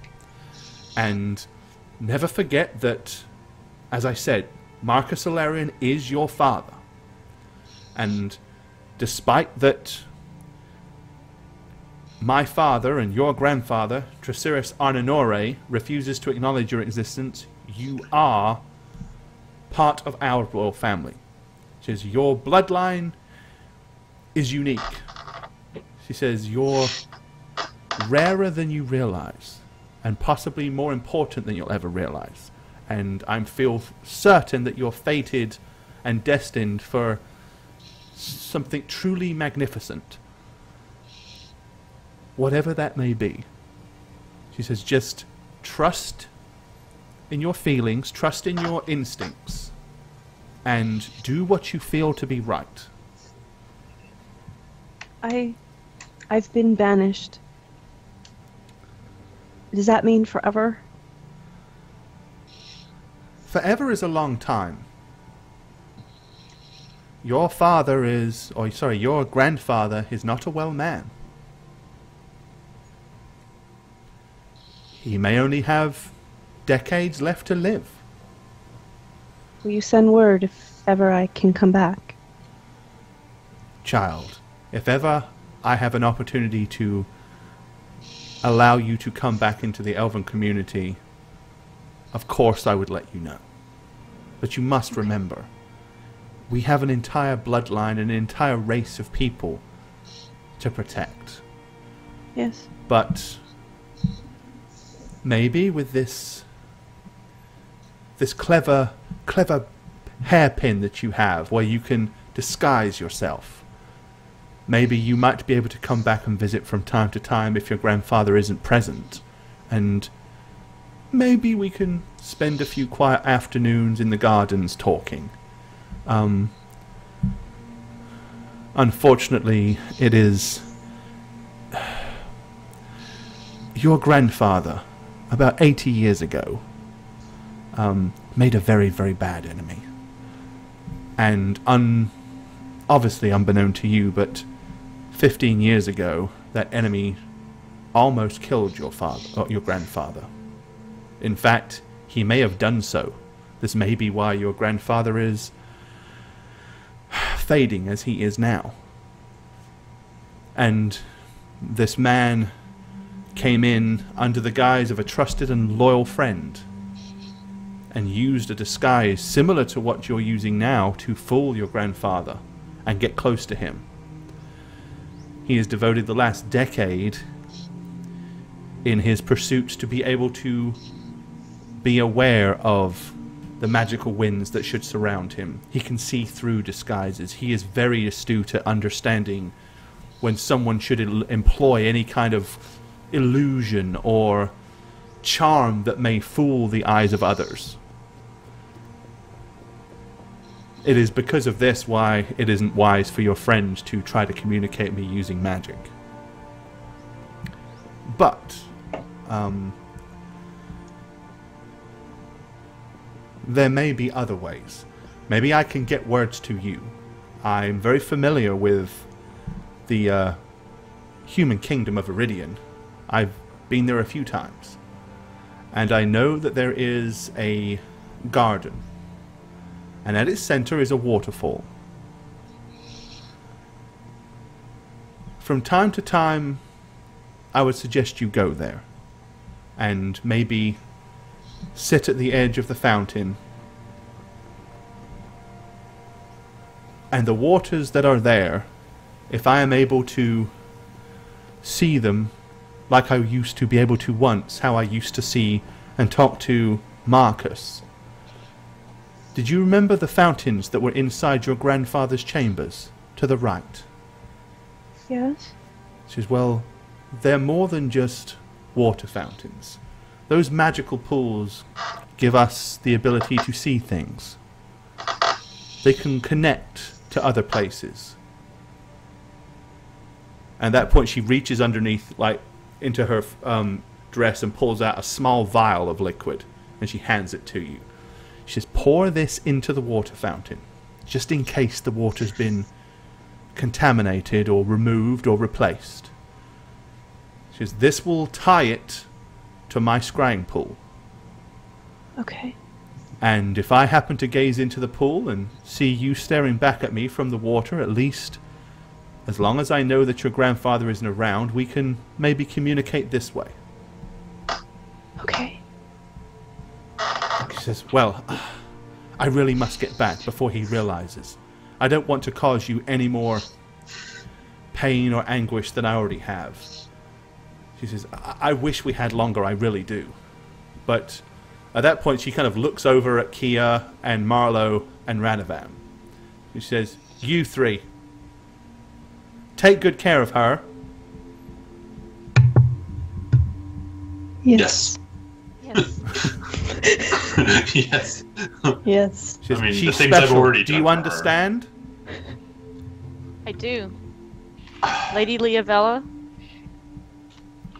I'm sorry for the pain that all of this has put the both of you through, but I'm glad that it happened. Because I wouldn't have known Raisa otherwise. She says, well, there has never been a single day where I have regretted having you as my daughter. I've only regretted everything that you've been through, and the pain that you have had to suffer because of my selfish decisions. Now, she says, time to become whoever it is that you're supposed to be. So, get yourself safely out of the forest. She says, and concentrate on whatever matters that you have at hand. You're to survive this war. Do you understand? Yes. Okay, she kind of looks at all of you and gives you a stern, remember what I said, kind of look on her face. Says, She only knew what I've already done for them. she says, right. Sorry. Shut up. Okay, at that point she stands back up, straightens her dress, straightens her hair. She turns around, she says, we're done here, come. And all the Way Watchers begin to, like, move forward. She says, you. And she points to this one on the far end. Make sure that they all get safely to the edge of the forest. He smiles and nods. She says, good luck. Win your war.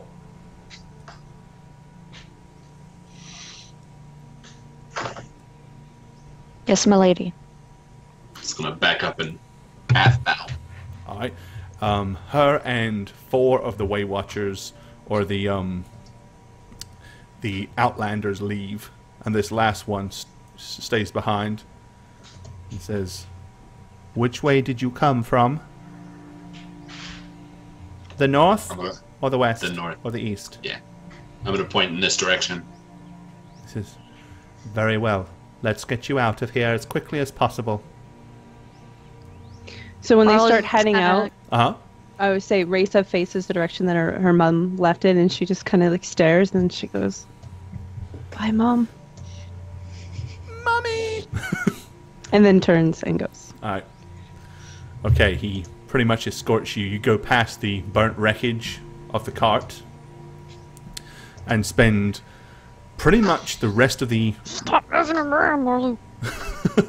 the rest of the night goes pretty wherever much she like wants. force marching through the forest path. This guy is like almost in a continual, very slow jog. Like at no point does he walk. It's quick, quick, quick, quick, quick. Constantly, his ears are left, right, his eyes are everywhere, and he continues to move. From time to time, he leaps into the undergrowth and then reappears 150, 200 yards ahead on the path, and then is like, and pulls you forward. Show off.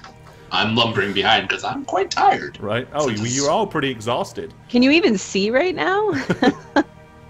Not without probably someone dragging him around. Me again. I have my hands on Kia's shoulder. Right. Now.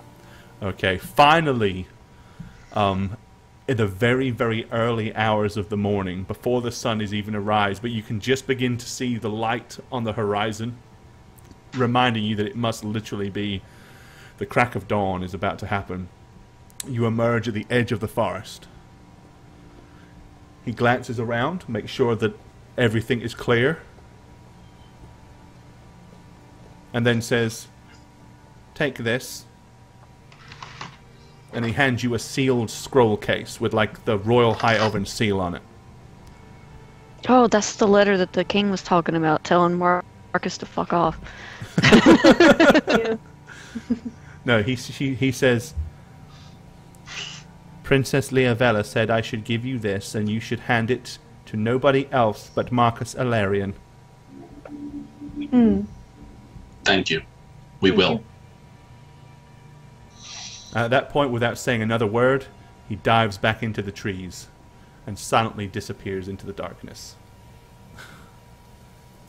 Marlo's gonna nudge Raisa and say, "Your mom's a pretty cool lady." Thanks. She's not a bitch like your grandfather. All right, then what do you guys want to do? Sleep? Go?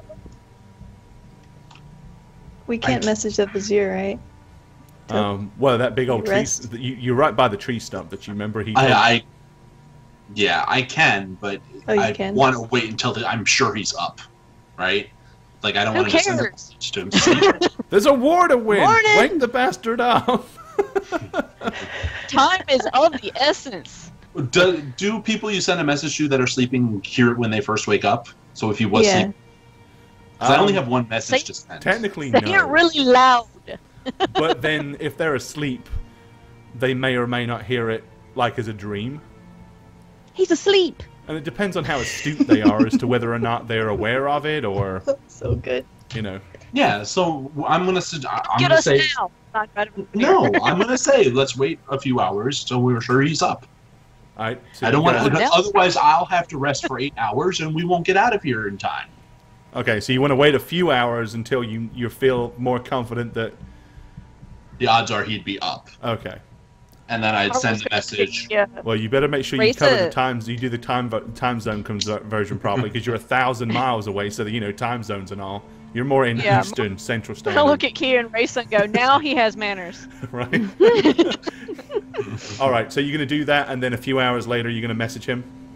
Yeah, and I'm gonna say we're by the tree, ready to be brought home with news of this mission. All right. The usual Raisa reply spends comes those back. hours staring like at nothing. The message comes weird. back. I'm gonna and spend says, those hours staring at Raisa. Stare at nothing. I will summon you back in 5 minutes, just like the last 2 times. All right, guys, You all hold click hands. your heels together and say, "There's no place like Eridian" 3 times. And all of a sudden, shortly afterwards, there's a strange shimmering light, and that weird tingly feeling that you felt many times before right now, as you almost throw up. Grown to enjoy the tingles. Yeah, you're getting addicted to them now, aren't you? Huh? And let's just move you here. I have to dump you on the ruined village, sorry.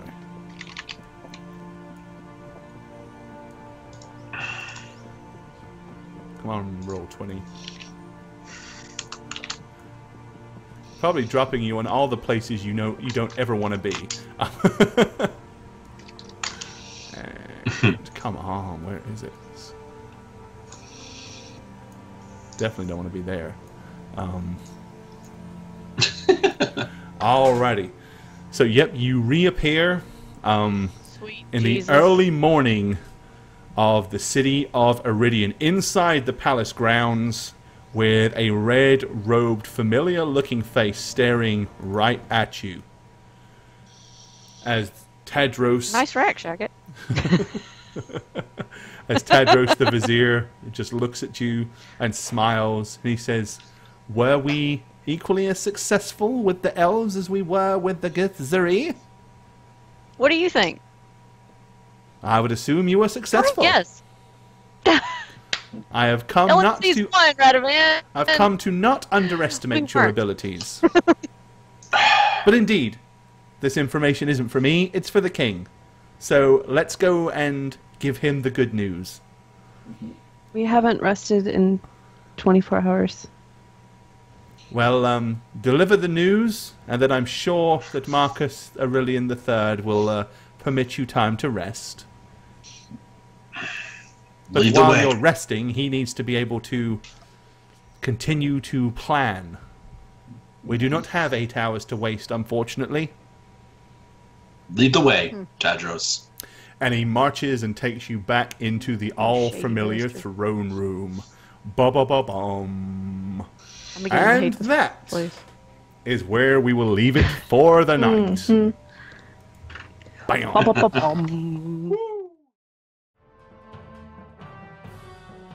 Hi there, I'm Gorbad. Welcome to the Orc's Nest. I'm the Dungeon Master here on Howreroll, and if you'd like to follow me personally, you can do so on Twitter @Gorbad. Check out thedmblog.com for all things Dungeon Master and Dungeons & Dragons related. And of course, you can follow me on twitch.tv/Gorbad. Also, guys, don't forget to keep up with all things Howreroll. Follow us on Twitter @Howreroll. Check out the website www.howreroll.com, and make sure you follow us on YouTube as well. Cheers, guys. When I'm not playing Radovan Rainier, Cleric of St. Cuthbert for Howreroll, I'm just Shaggit, a guy who can't do math in public. You can follow this poor lost soul on twitch.tv/Shaggit, or on Twitter @Aneb_convos. For the love of all things boozy, stay in school.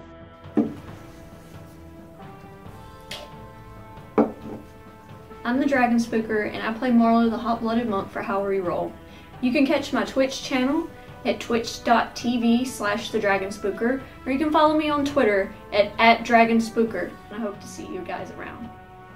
Hi guys, thanks for watching today's episode of Howreroll. I hope you had a lot of fun, and if you'd like, you can give me a follow at Twitter, YouTube, and Facebook @Bane Blackstar, or come say hi in my own Twitch channel at twitch.tv/Bane1271. I stream full-time and usually play World of Warcraft, The Sims 4, and I even craft things out of polymer clay, but you never know what we'll get up to. I hope you'll come say hi, join in the conversation, and have some fun. Hi, I'm Jane, and when I'm not fireballing innocent peasants, I'm perusing Twitter, eating ice cream, and petting my cat Norman. You can follow me on Twitch @JaneIvana, and on Twitter @JaneOnTwitch, and that's with a 0, not an L. Goodbye. Or as I say, peace, suckus.